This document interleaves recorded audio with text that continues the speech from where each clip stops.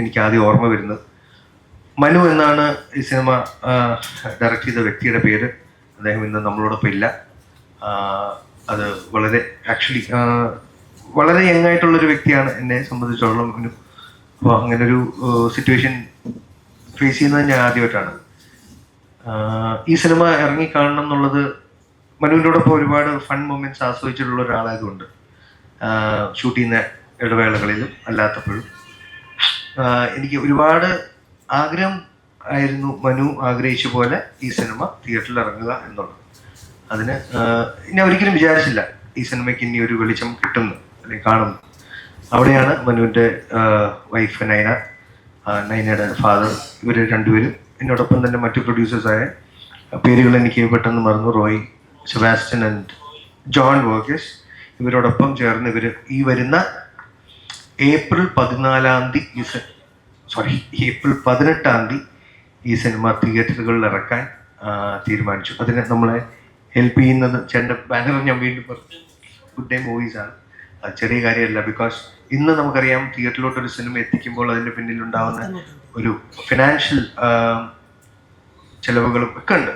അതെല്ലാം take care ചെയ്തുകൊണ്ട് ഈ ഒരു മനുവിൻ്റെ ഡ്രീമിന് ഒപ്പം സഞ്ചരിക്കുന്ന എല്ലാ സ്പെഷ്യൽ താങ്ക്സ് ഞാൻ പറയുന്നു ചേട്ടനോട്. ബാക്കി എനിക്ക് തോന്നുന്നു മുന്നോട്ടുള്ള നമ്മളുടെ കോൺവെർസേഷനിൽ നമുക്കറിയാൻ പറ്റും നിങ്ങളോടുള്ള interaction. So thank you so much.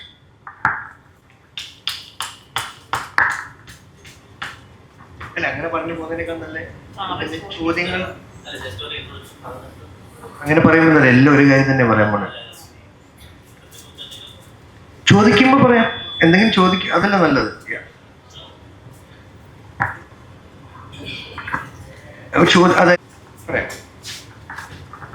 Nancy റാണിയുടെ ടൈറ്റിൽ ക്യാരക്ടർ ചെയ്തിരിക്കുന്ന അഹാന കൃഷ്ണയാണ്. അതൊരു സിനിമാ മോഹിയായ നടിയാവാൻ വേണ്ടിയിട്ട് ഭയങ്കര മോഹമുള്ള ഒരു കഥാപാത്രത്തെയാണ് ചെയ്തേക്കുന്നത്.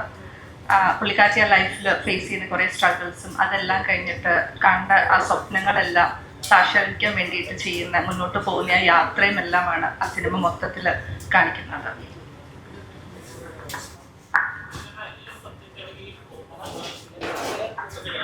കേട്ടില്ല. ഈ മൈക്കിൻ്റെ ആണോ? Hello hello, check check check. Hello hello. ചേട്ടാ, ഈ ഒരു പ്ലോട്ട് നമ്മൾ ആദ്യമായിട്ട് കേൾക്കുന്നതല്ല. ഒരു സിനിമയ്ക്കകത്ത് നടക്കുന്ന സ്ട്രഗിൾ, സിനിമ മോഹിച്ച് അതിനുവേണ്ടി പോകുന്ന ഉണ്ടാകുന്ന പ്രശ്നങ്ങൾ, പിന്നീട് ഏറ്റവും കൂടുതൽ സക്സസ്ഫുൾ ആകുന്ന ഈ ഒരു പ്ലോട്ട് നമ്മൾ ആദ്യമായിട്ട് കേൾക്കുന്ന പ്ലോട്ടല്ല. എന്തുകൊണ്ടാണ് നാൻസി റാണി വ്യത്യസ്തമാകുന്നത്? അതിൽ നിന്ന് വ്യത്യസ്തമാകുന്നത് എങ്ങനെയാണ്? ഈ ഒരു സബ്ജക്ട് കേട്ടപ്പോൾ ഇത് കമ്മിറ്റ് ചെയ്യണമെന്ന് തോന്നിക്കുന്നത് വ്യത്യസ്തമാകുന്നത് എങ്ങനെയാണ്?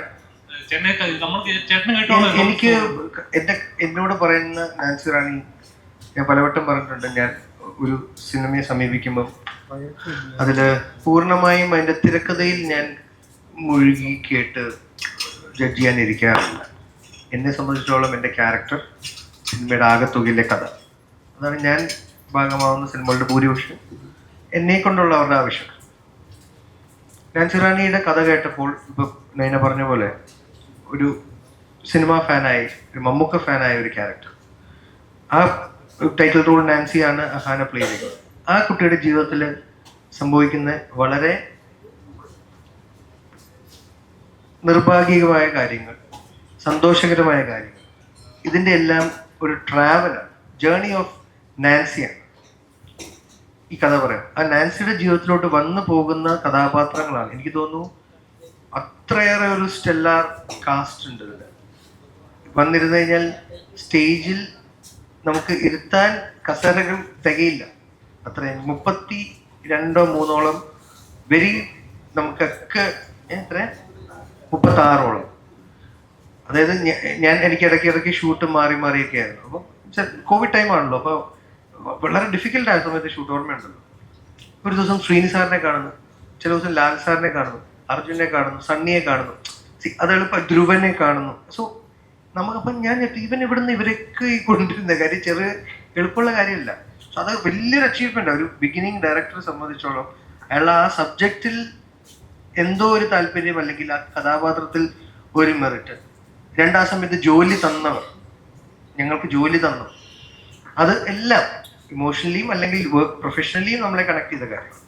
നാൻസിയുടെ ലൈഫിലെ ജേർണി, അതിലെ ക്യാരക്ടേഴ്സ് ആണ് ബേസിക്കലി സിനിമ. എന്ത് സംഭവിക്കുന്നു എന്നൊക്കെ ഉള്ളത് നമുക്ക് സിനിമ കാണുന്നുണ്ട്. അതുപോലെ ചേട്ടാ, ഇത് 2020 നടന്ന ഷൂട്ട് ചെയ്തതാണ്, 2020. അപ്പം ഏകദേശം 5 വർഷം കഴിഞ്ഞു.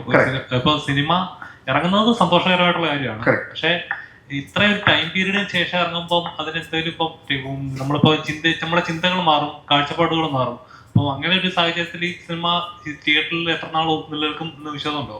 അത് കുറച്ചും കൂടി എക്സ്പീരിയൻസ് ആയിട്ടുള്ള അദ്ദേഹം, ചേട്ടൻ തന്നെ എന്നെ കുറിച്ച് ഉത്തരം പറയുന്നത്, ബിക്കോസ് അദ്ദേഹമാണ് ഡിസ്ട്രിബ്യൂഷൻ ചെയ്യുന്നത്. റീസെന്റ് ആയിട്ട് വന്ന മദഗജരാജ ഏകദേശം 18 വർഷത്തോളം കഴിഞ്ഞിട്ടാണ് സിനിമ റിലീസ്. ഒരു വൻ വിജയമാണ്. പിന്നെ സിനിമയെ സംബന്ധിച്ചിട്ട് സിനിമകളെപ്പോഴും എന്താ പറയുക, കാലത്തെ അതിജീവിക്കുന്ന തന്നെയാണ് സിനിമകൾ. ഇപ്പം പഴയ സിനിമകൾ നമ്മൾ കാണാറുണ്ടല്ലോ. നല്ലൊരു സിനിമയാണ് കണ്ടപ്പോൾ അത് പുറത്തിറങ്ങേണ്ട ആവശ്യമാണ് എന്ന് തോന്നി. ഇത്ര ആർട്ടിസ്റ്റുകളുള്ളൂ. പിന്നെ ഒരു സിനിമ ഉണ്ടാക്കുന്ന ബുദ്ധിമുട്ട് എനിക്ക് നന്നായിട്ട് അറിയാം. അപ്പോൾ അതെങ്ങനെ പുറത്തിറക്കുക എന്നുള്ളത് ആഗ്രഹത്തിൽ തന്നെ അതിൻ്റെ പുറകെ ഇറങ്ങി തിരിച്ചത്. അത് വിജയമാണോ പരാജയമാണോ നമ്മൾ പ്രേക്ഷകർ തീരുമാനിക്കേണ്ടത്. നമുക്ക് അതിനെ തുറന്നു വിടുക എന്നുള്ളത്.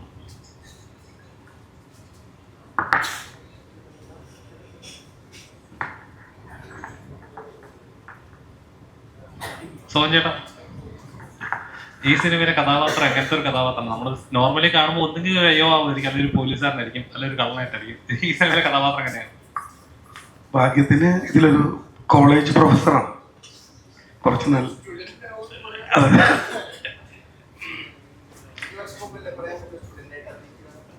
സ്റ്റുഡൻ്റ് ആക്കിയില്ല. ഈ അഹാനയുടെ ക്യാരക്ടർ പഠിക്കുന്ന കോളേജിലെ ഒരു നല്ലൊരു ലെക്ചറാണ്. ഇപ്പോൾ ഈ ചോദിച്ചതിൻ്റെ കൂട്ടത്തിൽ പറയാണ്, ഇപ്പം എന്നെ സംബന്ധിച്ചിടത്തോളം എനിക്കൊരു 4 ദിവസത്തെ ഷൂട്ടാണ് ഉണ്ടായിരുന്നത്.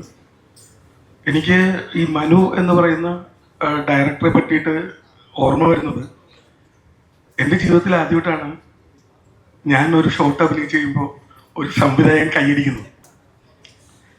ഓരോ ഷോട്ട് കഴിയുമ്പോഴും അദ്ദേഹം കൈയടിക്കും.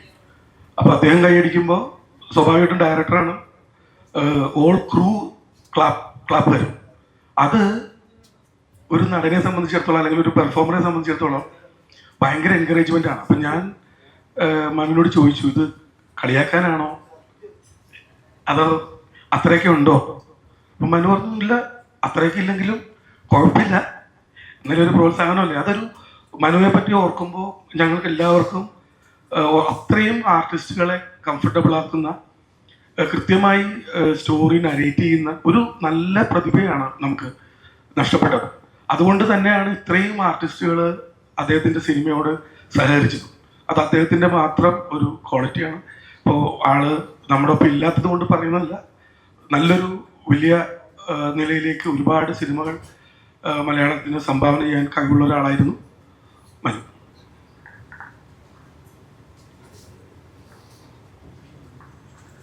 ചെറിയൊരു കാര്യമല്ല, നിസ്സാരപ്പെട്ട കാര്യമല്ല അത്. എത്രത്തോളം ഹാർഡ് വർക്ക് ഉണ്ടായിരുന്നു ഇതെങ്കിലും ചെയ്തെടുക്കണോ, അല്ലെങ്കിൽ ഒരാൾ നിർത്തിയെടുത്തിന് പിന്നെ സ്റ്റാർട്ട് ചെയ്യാന്ന് പറയുന്നത്? ഞാൻ ബേസിക്കലി മൂവി ഇൻഡസ്ട്രിയിലുള്ള ആളല്ല. മനുവിന്റെ മരണശേഷമാണ് ഞാൻ ഈ മൂവി പോസ്റ്റ് പ്രൊഡക്ഷൻ മനുവിന്റെ മരണശേഷമാണ് ഈ മൂവിയുടെ പോസ്റ്റ് പ്രൊഡക്ഷനും കാര്യങ്ങളും എല്ലാം ജോയിൻ ചെയ്തത്. പിന്നെ അത് പഠിച്ച് അല്ലെങ്കിൽ അതിനെക്കുറിച്ച് കൂടുതൽ അറിഞ്ഞത് മുന്നോട്ട് പോകുന്നത് ഭയങ്കര ഡിഫിക്കൽട്ടായ ടാസ്ക് തന്നെയാണ്. പക്ഷെ അന്നേരം എനിക്ക് സപ്പോർട്ട് ചെയ്ത് നിന്നിരുന്നത് മെയിൻലി ചീഫ് അസോസിയേറ്റ് ഡയറക്ടേഴ്സും അതിൻ്റെ ഒപ്പം തന്നെ ഇപ്പം ഈ സ്റ്റേജിലിരിക്കുന്ന അജിച്ചേട്ടൻ ഉൾപ്പെടെ ഉള്ളവർ ഒരുപാട് ഗൈഡൻസും കാര്യങ്ങളും എല്ലാം അങ്ങനെ ചെയ്യുന്നതിന് ഇങ്ങനെ ചെയ്യുന്നതിനെന്നെല്ലാം പറഞ്ഞ് മാക്സിമം സപ്പോർട്ട് ചെയ്ത് തന്നെയാണ് ഇപ്പം ഈ 2 years എടുത്തു പോസ്റ്റ് പ്രൊഡക്ഷൻ ഇതിലാണെങ്കിലും ഞങ്ങൾക്ക്. എന്നാലും ഞങ്ങൾ ബെസ്റ്റായിട്ട് തന്നെ അത് പുറത്ത് കൊണ്ടുവരാൻ വേണ്ടി നിൽക്കുന്നത്. ചേട്ടാ, ഇപ്പം കഴിഞ്ഞ ദിവസം ജാൻ ചേട്ടനോടുള്ള പടം ഇറങ്ങി. പക്ഷെ ചേട്ടൻ കണ്ടു കാണുമല്ലോ, ഇന്റർവ്യൂസ് ഒക്കെ സൂപ്പർ ഹിറ്റ് ആയിട്ട് അത്ര എനിക്കൊന്ന് റീസെന്റ് ഇറങ്ങിയ ഇന്റർവ്യൂസിലൊക്കെ ഇത്രയും അടിപൊളിയായിട്ട് പോയിക്കൊണ്ടിരുന്ന ഇന്റർവ്യൂസ് വേറെ ഉണ്ടെന്ന് എനിക്ക് തോന്നുന്നില്ല നിങ്ങളുടെ കോമ്പയിൽ നടന്നത്. പക്ഷെ സിനിമ ഇറങ്ങിയതിനു ശേഷം ഉണ്ടായ റിയാക്ഷൻസ് വളരെ നെഗറ്റീവ് ആയിരുന്നു. റിവ്യൂസും ഉണ്ടായാലും ഒരു സിനിമയെ നശിപ്പിക്കാൻ വേണ്ടി തന്നെ ശ്രമിക്കുന്ന പോലെ ഫീൽ ചെയ്യുന്നുണ്ടോ? നിന്റെ ചോദ്യം മൈക്കിന് താല്പര്യമില്ല. എൻ്റെ ഇത് എന്തായിരുന്നു കേട്ടില്ല മൈക്കിന്റെ. അതായത് ഇപ്പം ആപ്കേസോടെ ഇന്റർവ്യൂ നല്ല സൂപ്പർ ഹിറ്റ് ആയിരുന്നു, നിങ്ങളുടെ കോമ്പോ ഉണ്ടാകുന്നത്. അത് അപ്പൊ കാണുന്നവർക്ക് ഒരു ഇൻട്രസ്റ്റ് ആണ് സിനിമ എന്താണെന്ന് പറയുന്നത്. അപ്പൊ അത്ര ഹൈപ്പിൽ നിൽക്കുമ്പോൾ സിനിമ ഇറങ്ങിയതിന് ശേഷം ഉണ്ടാകുന്ന റിവ്യൂസ് ആയാലും അഭിപ്രായങ്ങളാകും ഭയങ്കര നെഗറ്റീവാണ്. അപ്പൊ ധ്യാൻ ചേട്ടനെ ടാർഗറ്റ് ചെയ്ത് പറയുന്ന പോലെ അല്ല, ഒരു സിനിമ നശിപ്പിക്കാൻ വേണ്ടി ചെയ്യുന്ന പോലെ ഫീൽ ചെയ്യുന്നുണ്ടോ? ഇല്ല, സിനിമ നന്നായിരുന്നെങ്കിൽ ഓടിയിരുന്നു. അപ്പം ഞാൻ എൻ്റെ പ്രൊഡ്യൂസറായിരുന്നെങ്കിൽ സീക്രട്ടിൻ്റെ റിവ്യൂ ഞാൻ ഷെയർ ചെയ്തത്. അപ്പം ഞാൻ എൻ്റെ പ്രൊഡ്യൂസറല്ല. പിന്നെ അതൊരു ഭയങ്കര പ്രതിപക്ഷ ബഹുമാനത്തോടെ വന്ന റിവ്യൂ ആയിട്ട് എനിക്ക് ഫീൽ ചെയ്തു. ഞാൻ എന്നെ ക്രിട്ടിസൈസ് ചെയ്യുമ്പോൾ വളരെ പോസിറ്റീവായിട്ട് എടുക്കുന്ന ആളാണ്. ഞാൻ പ്രൊഡ്യൂസ് ചെയ്ത സമയത്ത് പോലും ധ്യാനം അങ്ങനെയാണ്. അതുകൊണ്ട് തന്നെ ഞങ്ങളുടെ ഇടയിൽ അതിൻ്റെ പ്രശ്നങ്ങളൊന്നുമില്ല. പക്ഷേ അൺവാണ്ടഡ് ആയിട്ടുള്ള ചില ചോദ്യങ്ങളും ഉത്തരങ്ങളും അതിൻ്റെ റൈറ്റായിട്ട് ഡീൽ ചെയ്തിട്ടില്ലായിരുന്നു. അത് ഒഴിവാക്കാൻ പറ്റും അൺഫോർച്ചുനേറ്റ്. കാര്യം അതിൻ്റെ ഫസ്റ്റ് ഓഫ് ഓൾ ധ്യാനല്ല ഉത്തരം പറയേണ്ടത്, ഡാർവിൻ ചേട്ടനായിരുന്നു ഉത്തരം പറയേണ്ടത്. ആ ചോദ്യം ചോദിച്ചോടെ കുട്ടിക്ക് ആ ചോദ്യം ചോദിക്കണമെന്നും ഇല്ലായിരുന്നു. അത് ചോദിപ്പിച്ച ഫൈനലി മനസ്സിലായോ? അയാളൊരു മാധ്യമ പ്രവർത്തനം എന്നുള്ള രീതിയിൽ അയാൾ ചോദിക്കാം, അയാൾക്ക് അഡ്രസ് ചെയ്യാം. സോഷ്യലായിട്ട് ഉള്ള ഇഷ്യൂസിനെ കുറിച്ചോ അല്ലെങ്കിൽ സിനിമ ഇൻഡസ്ട്രിയെ കുറിച്ചുള്ള ഇഷ്യൂസൊക്കെ അയാൾക്ക് ചോദിക്കണം, വിസിൽ ബ്ലോവേഴ്സ് ആവണം. പക്ഷെ ചോദിച്ച ആളും മാറിപ്പോയി. ചിലപ്പം അദ്ദേഹം ധ്യാൻ ഉദ്ദേശിച്ചത് ഒരു ഫണ്ണി ആയിട്ട് തന്നെ ഹാൻഡിൽ ചെയ്യാന്നായിരിക്കും. അപ്പം എപ്പോഴും 99.9% അയാളുടെ ഉത്തരങ്ങൾ നമുക്ക് തമാശകരമായി കിട്ടാറുണ്ട്. 0.1% മിസ്സായിപ്പോയി. അപ്പം ഞാൻ അൺഫോർച്ചുനേറ്റ് ആണെന്ന് പറയുന്നത്, മനുഷ്യനല്ലേ. പക്ഷേ അത് മാത്രമല്ല തമാശ കാര്യമല്ല, ഒരു നേഷൻ്റെ ഒരു GDP-ക്കൊക്കെ വരെ ബാധിക്കാത്ത അല്ലേ അത്രയും വലിയ ഇൻഡസ്ട്രിയാണ് സിനിമ ഇൻഡസ്ട്രി എന്ന് പറയുന്നത്. കണക്ട് ചെയ്ത് പോകുമ്പോൾ നമുക്കതൊരു വലിയ ചോദ്യമാണ്, ഒരു ചെറിയ തീപ്പൊരി എന്ന് പോകുന്നത്. അതിനെ ഒഴിവാക്കാമായിരുന്നു, അല്ലെങ്കിൽ ചോദിച്ച ആളിൽ നിന്ന് മാറ്റി ചോദിക്കാം. പക്ഷെ അല്ലാതെ ഇപ്പം ഇന്റർവ്യൂസ് ഞാനും ആസ്വദിച്ചിരുന്നു. ഞാനും ധ്യാനും രമേശ് ചേട്ടനും ഇരിക്കുന്ന ആ ഇന്റർവ്യൂവിൽ ഇരിക്കാൻ പറ്റിയത് എനിക്ക് ഭയങ്കര ഒരു ഭാഗ്യമായി കാണും. എനിക്ക് അവരെ പോലെ സംസാരിക്കാൻ കഴിയുന്ന ആളല്ല, കൗണ്ടേഴ്സ് പറയാൻ പറ്റുന്നതല്ല. അവർ രണ്ട് ഭയങ്കര സ്പോണ്ടേനിയസ് ആയിട്ട് നമ്മൾ ചിരിപ്പിക്കുന്നത്. സിനിമയ്ക്ക് എന്ത് ചെയ്യാൻ പറ്റും? അപ്കൈസ് ഇതേപോലെ 2021 ഷൂട്ട് ചെയ്ത സിനിമയാണ്. കോവിഡ് ടൈമിൽ നമുക്ക് ലൊക്കേഷൻ പരിധികളുണ്ടായിരുന്നു. നമുക്ക് 3 ലൊക്കേഷനേ പറ്റുള്ളൂ ഷൂട്ട് ചെയ്യാൻ. പോലീസ് സ്റ്റേഷൻ, വീട്, റോഡ്. ആ റോഡിലാണെങ്കിൽ രമേശ് ചേട്ടൻ പറഞ്ഞ പോലെ ഇവന്റെ പോസ്റ്റർ കാരണം നമുക്ക് ഷൂട്ട് ചെയ്യാനും പലതും പറ്റില്ല, മനസ്സിലായി. കാര്യം അങ്ങോട്ട് ഓടിച്ചു വരുമ്പോൾ അവൻ്റെ ഒരു പടം ഉണ്ടാവും. അപ്പം ആ പരിധിയിൽ അങ്ങനത്തെ ഒരു സിനിമ ഷൂട്ട് ചെയ്തത് ഞങ്ങൾ തന്നെ എന്താ പറയുക ഡിസോൺ ചെയ്യുന്നില്ല. പ്രേക്ഷകർക്ക് തീർച്ചയായിട്ടും എൻ്റെ റൈറ്റ് ഉണ്ട്. കാര്യം അവർ ലക്ഷം മുടക്കിയാണ് തിയേറ്ററിൽ വരുന്നത്. ഇഷ്ടപ്പെട്ടില്ലെങ്കിൽ ഇറ്റ്സ് ഫൈൻ. ചേട്ടാ ഞാൻ ഒരു ഡൗട്ട് ചോദിക്കുകയാണ്. കാരണം വെച്ചാൽ മറ്റുള്ള ഇൻഡസ്ട്രീസിൽ നിന്നെല്ലാം എടുത്തു പറയുകയാണെങ്കിൽ തമിഴായാലും തെലുങ്കായാലും കന്നഡയായാലും ഒരു കാര്യം ഇഷ്ടപ്പെടാത്തതിന്റെ കാരണം കൂടെ ഒന്ന് പറഞ്ഞ് എഴുതുമ്പോൾ ക്രിറ്റിസൈസ് ചെയ്യുമ്പോൾ ഹൗ ടു കറക്റ്റ് എന്ന് കൂടെ പറഞ്ഞാൽ നന്നായിരിക്കും. അതിൽ എന്തായിരുന്നു പോരായ്മകൾ എന്നുള്ളതും കൂടെ പറഞ്ഞാൽ നന്നായിരിക്കും. അത് ചിലപ്പോൾ എനിക്കല്ല, ഇപ്പോൾ റൈറ്റർ അല്ലെങ്കിൽ ആ ഡയറക്ടർക്കൊക്കെ അയാളൊരു പുതിയ ഡയറക്ടറാണ്. അയാൾക്ക് നാളെ ഒരു സിനിമ ചെയ്യുമ്പോൾ അയാൾക്ക് ഇത് നേരത്തെ ചെയ്തൊരു മിസ്റ്റേക്ക് കറക്റ്റ് ചെയ്യാൻ എളുപ്പമായിരിക്കും. അതായത് ഇപ്പോൾ നമ്മൾ മറ്റ് ഇൻഡസ്ട്രീസ് നോക്കുകയാണെങ്കിൽ തെലുങ്കായാലും തമിഴായാലും കർണാടകയായാലും അപ്പം അവരെല്ലാവരും പറയുന്നത് മലയാള ഇൻഡസ്ട്രിയാണ് കണ്ടന്റ് ഓറിയന്റഡ് വൈസ് മുന്നിൽ നിൽക്കുന്നത്, ടെക്നിക്കലി മുന്നിൽ നിൽക്കുന്ന മലയാളം സിനിമയാണ്. അപ്പം ഒരു എക്സാമ്പിൾ ഇപ്പോൾ മലയാളം എന്തൊരു എക്സാമ്പിൾ ആണെങ്കിൽ ഒരു റെഫർ ചെയ്യണമെങ്കിൽ അവർ റെഫർ ചെയ്യുന്ന മലയാളം സിനിമയാണ്. പക്ഷേ കളക്ഷൻ റെക്കോർഡ് നോക്കുമ്പോൾ മലയാള സിനിമ ഏറ്റവും പുറകിലും ബാക്കിയുള്ള ഇൻഡസ്ട്രീസ് മുമ്പിലുമാണ്. എന്തുകൊണ്ടായിരിക്കും എന്നാണ് വിശ്വസിക്കുന്നത്? വലിയ ചോദ്യമാണ്. ഞാനതിന് ഉത്തരം പറയാൻ പറ്റിയ ഒരാളുമല്ല. കുറച്ച് സിനിമകളെ ഞാൻ പ്രൊഡ്യൂസ് ചെയ്തിട്ടുള്ളൂ. 3 സിനിമ ഡിസ്ട്രിബ്യൂട്ട് ചെയ്തേക്കുന്ന 2 സിനിമ. അത് വെച്ചുകൊണ്ട് എനിക്ക് ഈ കണക്കുകൾ പറയാൻ അറിയില്ല. ഒന്ന്, മലയാള സിനിമയ്ക്ക് പ്രേക്ഷകർ കൂടി തുടങ്ങിയത് കോവിഡിന് ശേഷമാണ്. അപ്പോഴാണ് പ്രേക്ഷകർ മനസ്സിലാക്കിയത് മലയാള സിനിമയുടെ യഥാർത്ഥ സ്ട്രെങ്ത് ഇരുന്നിരുന്നത് അതിൻ്റെ കണ്ടന്റിലാണ്. അതിപ്പോൾ തുടങ്ങിയ പ്രതിഭാസമൊന്നുമല്ല. 1960-കളിലും 70-കളിലും 80 ചെമ്മീന് നമുക്ക് നാഷണൽ അവാർഡ് കിട്ടിയ സ്റ്റേറ്റാണത്, അറിയും. അപ്പം ചെറിയ കാര്യമില്ലല്ലോ. പ്രസിഡന്റിന്റെ മെഡൽ കിട്ടിയ പടമാണ്. അന്നോട്ട് നമുക്ക് എന്തായാലും പണ്ട് പറയില്ലേ, നമുക്ക് ഒരുപാട് കാശില്ലാത്ത കുടുംബത്തിൽ സ്ഥിരമായി കേട്ടിരുന്ന ഒരു കാലം ഉണ്ടായിരുന്നു. ഇപ്പം എനിക്കറിയില്ല. നന്നായി പഠിച്ച് നല്ല ജോലി വാങ്ങി കാശ് അതുപോലെ നമുക്ക് നമ്മുടെ എഴുത്തും കണ്ടന്റും ഉള്ളൂ. നമുക്ക് ഒരുപാട് ബഡ്ജറ്റ് ഇട്ട് കളിക്കാനില്ല. ഇന്ന് അതിലൊരു ഇച്ചിരി ചെറിയ ഇത് വന്നിട്ടുണ്ട്. ബിക്കോസ് പോസ്റ്റ് കോവിഡ് നമുക്ക് കുറച്ചുകൂടി പ്രേക്ഷകരെ കിട്ടുന്നത്. അപ്പം അതുകൊണ്ട് നമുക്ക് ഇപ്പോഴേ നമ്മളതിനെ എഴുതി അതിനൊരു ജഡ്ജ്മെന്റിലോട്ട് എത്തണ്ട. മലയാള സിനിമ നാളെ കുറേയും കൂടി ഭാഷകളിലും ദേശങ്ങളിലും കണ്ടു തുടങ്ങുന്ന കാലം വരും. അന്ന് നമുക്ക് ഇതിനും വലിയ ബഡ്ജറ്റ് റിക്കവറിങ് അല്ലെങ്കിൽ ഈ പറഞ്ഞ ഫിഗേഴ്സ് 100 കോടി ക്ലബ് 200 1000 ഒക്കെ അന്ന് ഗ്രോസ് കളക്ഷൻ കിട്ടും.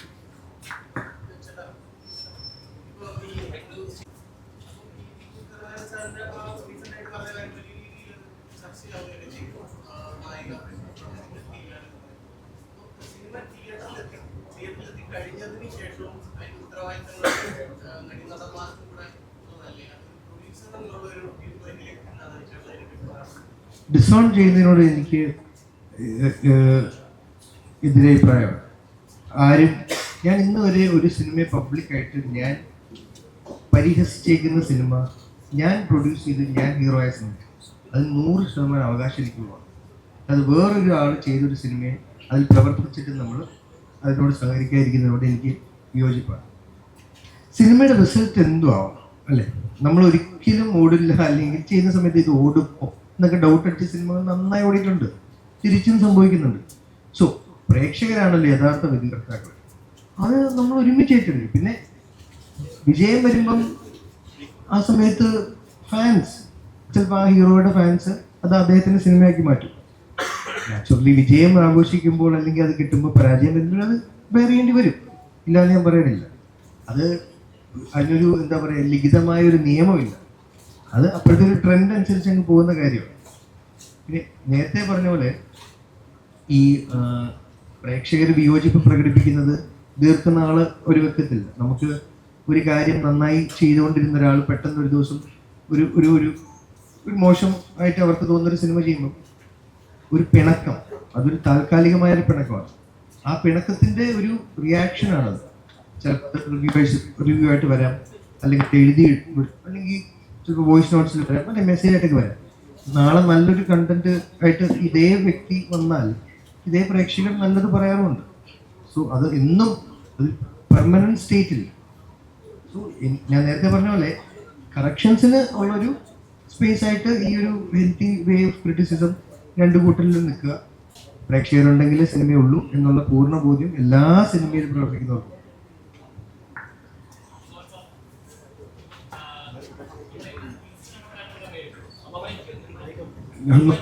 എല്ലാം ഒന്നും അറിയില്ല.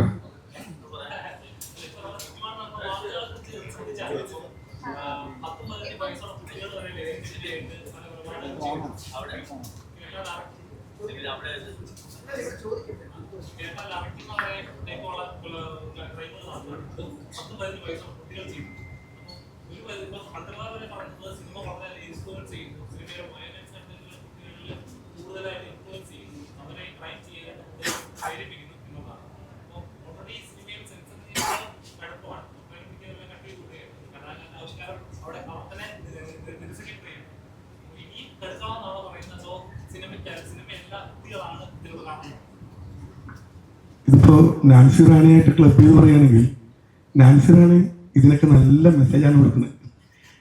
നാൻസി റാണി കാണുമ്പോൾ നിങ്ങൾക്ക് അത് മനസ്സിലാവും. പിന്നെ ചോദ്യത്തിന്റെ ഉത്തരത്തിലേക്ക് വരികയാണെങ്കിൽ വ്യക്തിപരമായി സെൻസർഷിപ്പിന് എതിരായിട്ടുള്ളൊരു വ്യക്തിയാണ് ഞാൻ.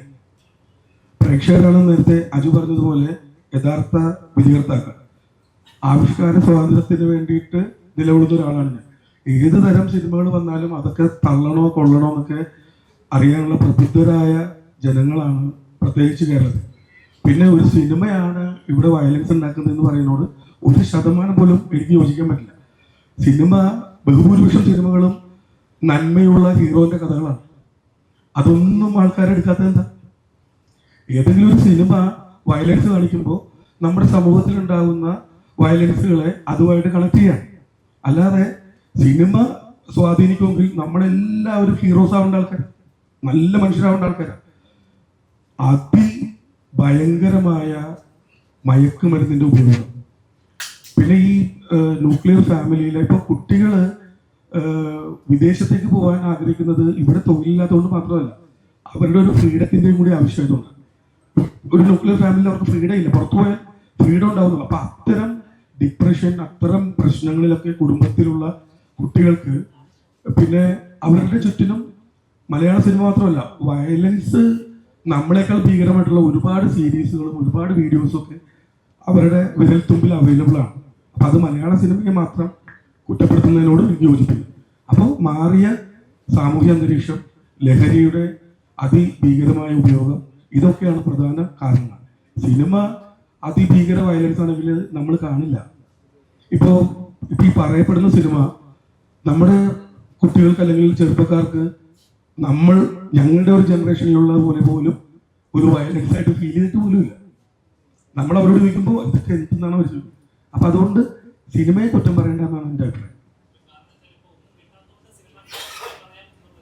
അല്ല, സിനിമയുടെ നെഞ്ചത്തോട് ആർക്ക് വേണമെങ്കിലും കയറാമല്ലോ. അപ്പോൾ എല്ലാത്തിനും ആൻസർ സിനിമ, അത്രയല്ലേ ഉള്ളൂ. എന്ത് സംഭവിച്ചാലും മുഖ്യമന്ത്രി രാജിക്കണമെന്ന് പറയും.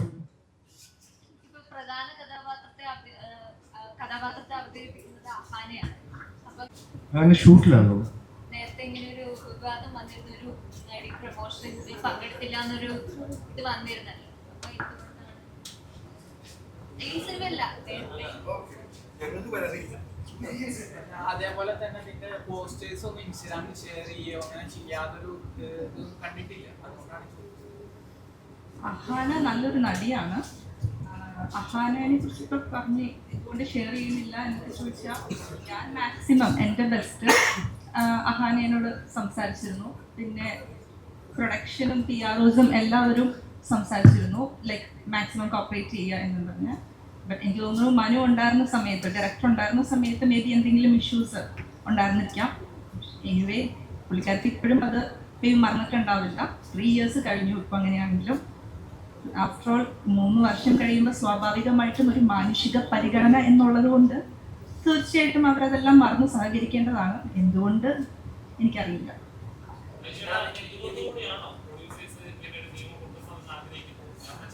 ഏതുകൊണ്ടും കൂടെ ഞാനിപ്പോഴാണ് ഈ കാര്യം അറിയുന്നത്.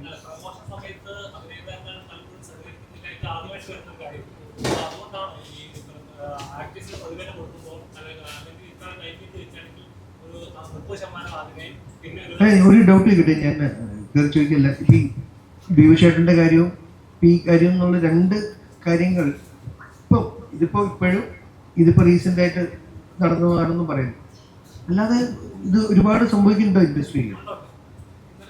നമ്മൾ സ്ഥിരം ഇതിന് മുമ്പിലായതുകൊണ്ടേ നമ്മൾ അറിയുന്നില്ല. അത് എനിക്ക് തോന്നുന്നു അവരുടെ ആക്ച്വൽ റീസൺസ് അസോസിയേഷൻ തിരക്കാം.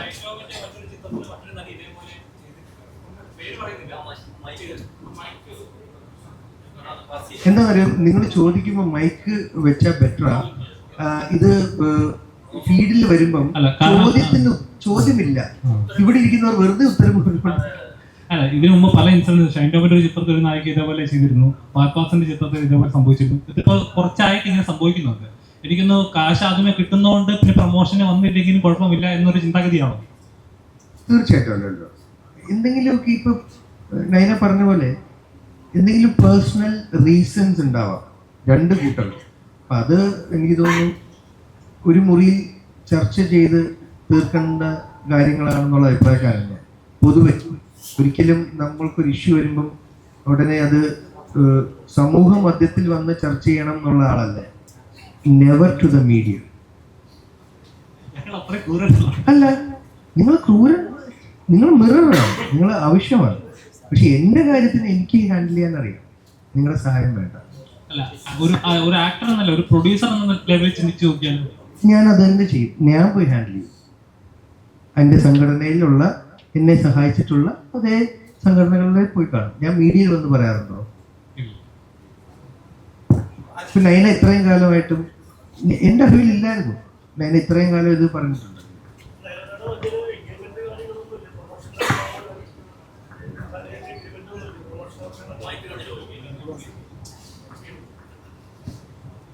ഡാൻസ് റാണി എന്നുള്ള സിനിമ റിലീസാകുമ്പോൾ അതിൻ്റെ പ്രൊമോഷന് വരണം എന്നുള്ള എഗ്രിമെൻ്റ് ഒന്നും ഹാനിയായിട്ട് ഉണ്ടായിരുന്നില്ലേ എന്നുള്ള കാര്യമാണ് ഞാൻ ചോദിച്ചത്. നോർമലി നമ്മളെല്ലാവരും എഗ്രിമെന്റ്സും കാര്യങ്ങളും ചെയ്യുന്നതാണല്ലോ. തീർച്ചയായിട്ടും ഉണ്ടായിരുന്നിരിക്കാം. മേ ബി എന്താണ് റീസൺ എന്ന് എക്സാക്ട്ലി എനിക്കും അറിയത്തില്ല. എനിവേ എന്തൊക്കെ പറയാൻ നിർബന്ധിച്ചു കൊണ്ടിരുത്തുന്ന ഒരാളെ അത് മുഴച്ചേനെ നിൽക്കും. ഏത് സിനിമയുടെ ആയിക്കോട്ടെ. സോ പാർട്ടിസിപ്പേറ്റ് ചെയ്യുന്നവർ തൽക്കാലം ഹാപ്പി ആയിട്ട് പാർട്ടിസിപ്പേറ്റ് ചെയ്ത്. ഞങ്ങൾക്ക് എല്ലാവർക്കും ഈ സിനിമ ഡാൻസ് റാണി ഇപ്പം ചേച്ചിക്കും സോഞ്ചേട്ടനും ഞാൻ സംസാരിച്ചപ്പോൾ നമ്മുടെ ധ്രുവനും ഈ അടുത്ത് തന്നെ കണ്ടപ്പോൾ മനുവിന് വേണ്ടി ഈ സിനിമ ഞങ്ങൾക്കൊക്കെ തിയേറ്ററിൽ ഇറങ്ങുന്നത്. ഇപ്പം ലാലേട്ടൻ ഇത് ഇറക്കുന്നു. അദ്ദേഹത്തിൻ്റെ വലിയ മനസ്സ്. We are very thankful. കാര്യം അത് അവന് വേണ്ടി ആ സിനിമ തിയേറ്ററിൽ വന്ന് കാണും. സിനിമ എന്തോ ആയിക്കോട്ടെ, ഇപ്പം നന്നായിരിക്കാം മോശമായിരിക്കാം. ചേട്ടൻ പറഞ്ഞ പോലെ ഇത്രയും നാളും ഇറങ്ങാതിരുന്നൊരു സിനിമ തമിഴ്നാട്ടിൽ ഇറങ്ങി ഇത്രയും മികച്ച അഭിപ്രായവും കളക്ഷനും നേടിയ ഒരു മാസമാണ് കഴിഞ്ഞു പോയത്. അപ്പം അതുകൊണ്ട് തന്നെ ഇതിന് ഭയങ്കര പ്രസക്തി ഉണ്ട്. അപ്പം നന്നായി വരട്ടെ എന്ന് നമുക്ക് ആഗ്രഹിക്കാം, നിങ്ങൾക്ക് എല്ലാവർക്കും ഇഷ്ടപ്പെടട്ടെ എന്നും ആഗ്രഹിക്കാം. അജി ചേട്ടനോട് വളരെ റെസ്പെക്ട് തോന്നുന്നുണ്ട്. കാരണം ഒരുപാട് കാസ്റ്റ് ഉള്ള ഒരു സിനിമയാണിത്. അർജുൻ അശോകൻ, ഈ പറഞ്ഞ പോലെ അഹാന കൃഷ്ണ, ധ്രുവൻ, നിങ്ങൾ തന്നെ പറഞ്ഞ ഒരു 36 പേരോളം ഇതിലുണ്ടെന്ന്. അജിത് ചേട്ടൻ തന്നെ ഞെട്ടി ഇങ്ങനെ ഓരോ ദിവസവും സെറ്റിൽ ചെല്ലുമ്പോൾ ഓരോ ആൾക്കാർ. പക്ഷെ അത്രയും പേരുണ്ടായിട്ടും അജിത് ചേട്ടന് മാത്രമേ ആ മനസ്സുണ്ടായുള്ളൂ ഈ പ്രസ് മീറ്റിന് വന്ന് ഇങ്ങനെ ഒരു പടം പ്രൊമോട്ട് ചെയ്യാൻ. ദേവി ചേച്ചി ട്രിവാൻഡ്രം, അല്ല തീർച്ചയായിട്ടും നിങ്ങളെല്ലാവരും ഇരിക്കുന്ന ഓരോരുത്തർ. ദേവി ചേച്ചി അട്ടപ്പാടിയിൽ നിന്ന് വന്നതാ. സോജനും ഞാനും പിന്നെ കൊച്ചിയിലുള്ളവരാണ്. അല്ല അത് ഞങ്ങൾ ഒരുമിച്ചാണ് അതങ്ങ് എടുത്തു. തീർച്ചയായിട്ടും ചേച്ചി എല്ലാവരും കേട്ടോ. അപ്പോൾ അതിൽ എന്താന്ന് വെച്ച് കഴിഞ്ഞാൽ മറ്റുള്ളവർക്കൊക്കെ ഇപ്പൊ ലാൽ സാർ പറഞ്ഞ ദിവസം ലാൽ സാറ് ചെന്നൈയിലാണ്. ശ്രീനി സാറിന് നമുക്കറിയാം, അദ്ദേഹത്തിനെ നമുക്ക് കൊണ്ടുവന്ന് ഒരു പ്രൊമോഷൻ ഇരുത്തി ബുദ്ധിമുട്ടിക്കാൻ ഒരു താല്പര്യമില്ല. അഹാനയുടെ കാര്യം ഇപ്പം നിങ്ങൾ സംസാരിച്ചു. അർജുൻ സുമതി വളവിൻ്റെ ഷൂട്ടിലാണ്, ധ്രുവൻ ഷൂട്ടിലാണ്. നാച്ചുറലി ഇന്നത്തെ ടൈമിങ്ങിനനുസരിച്ച് അവർക്ക് മാച്ച് ചെയ്യാൻ പറ്റില്ല. ഇതൊരു പെട്ടെന്ന് പ്ലാൻ ചെയ്തൊരു കാര്യമായിരുന്നു ഈ പ്രസ് മീറ്റ്. ഇനി ഇത് പതുക്കെ പതുക്കെ മീഡിയയിലോട്ട് അറിയിക്കുന്നവരും ഏപ്രിൽ 18 എന്നുള്ളൊരു ദിവസം ആകുമ്പോഴത്തേക്കും നമ്മളുടെ പ്രൊമോഷൻ ഇൻ്റർവ്യൂസ് ഒക്കെ ഉള്ള സമയത്ത് ഇവരിലൊക്കെ പാർട്ടിസിപ്പേഷൻ ഉണ്ടാവും. കാരണം ഇപ്പൊ ഇവിടെ പോസ്റ്ററിൽ പോലും കാണുന്നത് അഹാന കൃഷ്ണയുടെ മുഖമാണ്. എല്ലാ പോസ്റ്റേഴ്സിലും അജിത് ചേട്ടന്റെ ഒരു ഫോട്ടോ പോലും ഇല്ല. അത് നാൻസി റാണി. തീർച്ചയായിട്ടും. അപ്പോ അറ്റ്ലീസ്റ്റ് ഇപ്പൊ സോഷ്യൽ മീഡിയയിൽ വളരെ സജീവമായിട്ടുള്ള ഒരു കൂടുതൽ ഒരാൾ വേണമല്ലേ? അതെ അതെ അതെ. അപ്പോ സോഷ്യൽ മീഡിയയിൽ വളരെ ആക്റ്റീവായിട്ടുള്ള, ഇൻസ്റ്റാഗ്രാമിലായിക്കോട്ടെ യൂട്യൂബിലായിക്കോട്ടെ ആക്റ്റീവായ ഒരാളാണ് അഹാന. അപ്പോൾ ഈ അഹാനയ്ക്ക് ഇപ്പോൾ ഒരുപാട് സിനിമകളും ഇപ്പോൾ നമ്മൾ കാണാറൊന്നുമില്ല. അടി കഴിഞ്ഞിട്ട് കുറെ സിനിമ ഒന്നും നമ്മൾ കണ്ടിട്ടില്ല. എപ്പോഴും സിനിമയുള്ള ആളാണെങ്കിൽ ഇപ്പൊ ഈ പറയുന്ന എക്സ്ക്യൂസസ് ഒക്കെ ഓക്കെ ആയിരിക്കാം. ആസ് എ പ്രൊഡ്യൂസർ എന്നുള്ള നിലയിൽ ചിന്തിക്കുമ്പോഴും ചെയ്യുന്നത് ശരിയല്ല എന്ന് പേഴ്സണലി നമ്മൾ ഇവിടെ ഇരിക്കുമ്പോൾ തോന്നുന്നുണ്ട്. അഹാന വന്നിരുന്നെങ്കിൽ കുറച്ചും കൂടി ഈ പ്രസ് മീറ്റിന് കുറച്ചും കൂടി ഒരു സോഷ്യൽ മീഡിയ വിസിബിലിറ്റി കിട്ടിയാണ്. അപ്പോൾ അത്തരത്തിലുള്ള ആളുകൾ മലയാള സിനിമയിൽ വർദ്ധിച്ചു വരുന്നുണ്ട്. ഇവര് തന്നെ ഇന്റർവ്യൂവിൽ അവസരങ്ങൾ കിട്ടുന്നില്ല വേണ്ടത്ര എന്ന് പറഞ്ഞ് ഇമോഷണലായിട്ട് ചെയ്ത കാര്യങ്ങൾ നമ്മൾ കണ്ടിട്ടുണ്ട്. അപ്പൊ ഈ ഒരു ഇരട്ടത്താപ്പിന് എങ്ങനെയാണ് അജിച്ചേട്ടൻ നോക്കിക്കാണുന്നത്? ഇവിടുത്തെ ആക്ച്വൽ റീസൺ എന്താണ് മനു അഹാന എന്നുള്ളത് ഇനിയും നമുക്ക് സത്യം അറിയാൻ ഒരു വഴിയില്ല. കാര്യം ഒരാളില്ല അല്ലേ? എപ്പോഴും നമുക്ക് ക്ലാരിറ്റി കിട്ടണമെങ്കിൽ രണ്ട് സൈഡും കേൾക്കണം. ഇനി അതിനൊരു ഓപ്ഷൻ ഇല്ല. അപ്പൊ ഇനി ഒരിക്കലും ഉത്തരവില്ലാത്തൊരു കാര്യത്തിനെ കുറിച്ച് നമ്മൾ പുറകോട്ട് പോയിട്ട്, പക്ഷേ അഹാനയ്ക്ക് പറയാം. അഹാന പറയുന്നതെങ്കിൽ നമുക്ക് വിശ്വസിക്കേണ്ടി വരും. തീർച്ചയായിട്ടും. കാര്യം മനു ഇല്ല, അതാ ഞാൻ പറഞ്ഞത്. അപ്പൊ അതുകൊണ്ട് നമുക്ക് ആ ചോദ്യത്തോട്ട് പോയിട്ട് കാര്യമില്ല. ഒരു ഡെഫിനറ്റ് ഉത്തരവില്ല. എനിക്ക് പേഴ്സണലി മനുവായിട്ടുള്ള ഒരു ഫൺ മൊമെന്റ്സ് ഉണ്ടായിരുന്നു. മനസ്സിലായോ? ഞാൻ ഹെൽഡോട്ടുള്ള കമ്പനി ആസ്വദിച്ചിട്ടുണ്ട് ആ കോവിഡ് ടൈമിൽ. അതെനിക്കിപ്പോൾ മാധ്യമത്തിലൊന്നും പറയാൻ പറ്റുന്ന കാര്യങ്ങളല്ല. മനസ്സിലായോ? അപ്പോൾ അത് ചെയ്ത് കഴിഞ്ഞാൽ പറഞ്ഞത്. പക്ഷെ ആ ഒരു ബന്ധമുണ്ട്. ആ ബന്ധമാണ് സിനിമ സെക്കൻഡറി, ബന്ധമാണ് പ്രൈമറി. ഞാൻ സിനിമയിൽ വന്നത് സുഹൃത്ത് വഴിയാണ്. എൻ്റെ അവസാനത്തെ ഇപ്പോൾ ഇറങ്ങിയ സിനിമയും സീരീസും സുഹൃത്തുക്കളോടൊപ്പം തന്നെയാണ് ഗെയിം. അപ്പം എനിക്ക് പ്രൈമറിലി ഈ പറഞ്ഞ പോലെ ഫ്രണ്ട്ഷിപ്പ് എന്ന് പറയുന്നത് ലിറ്റിൽ ഇമ്പോർട്ടൻ്റ്. അപ്പോൾ അയാൾ എൻ്റെ ആ സമയത്ത് ഞാൻ ഒരുപാട് അയാളുടെ കൂടെ ചിരിച്ചതാണ്. കോവിഡ് സമയത്ത് അയാൾ എനിക്ക് EMI അടയ്ക്കാൻ സഹായിച്ച ആളാണ്.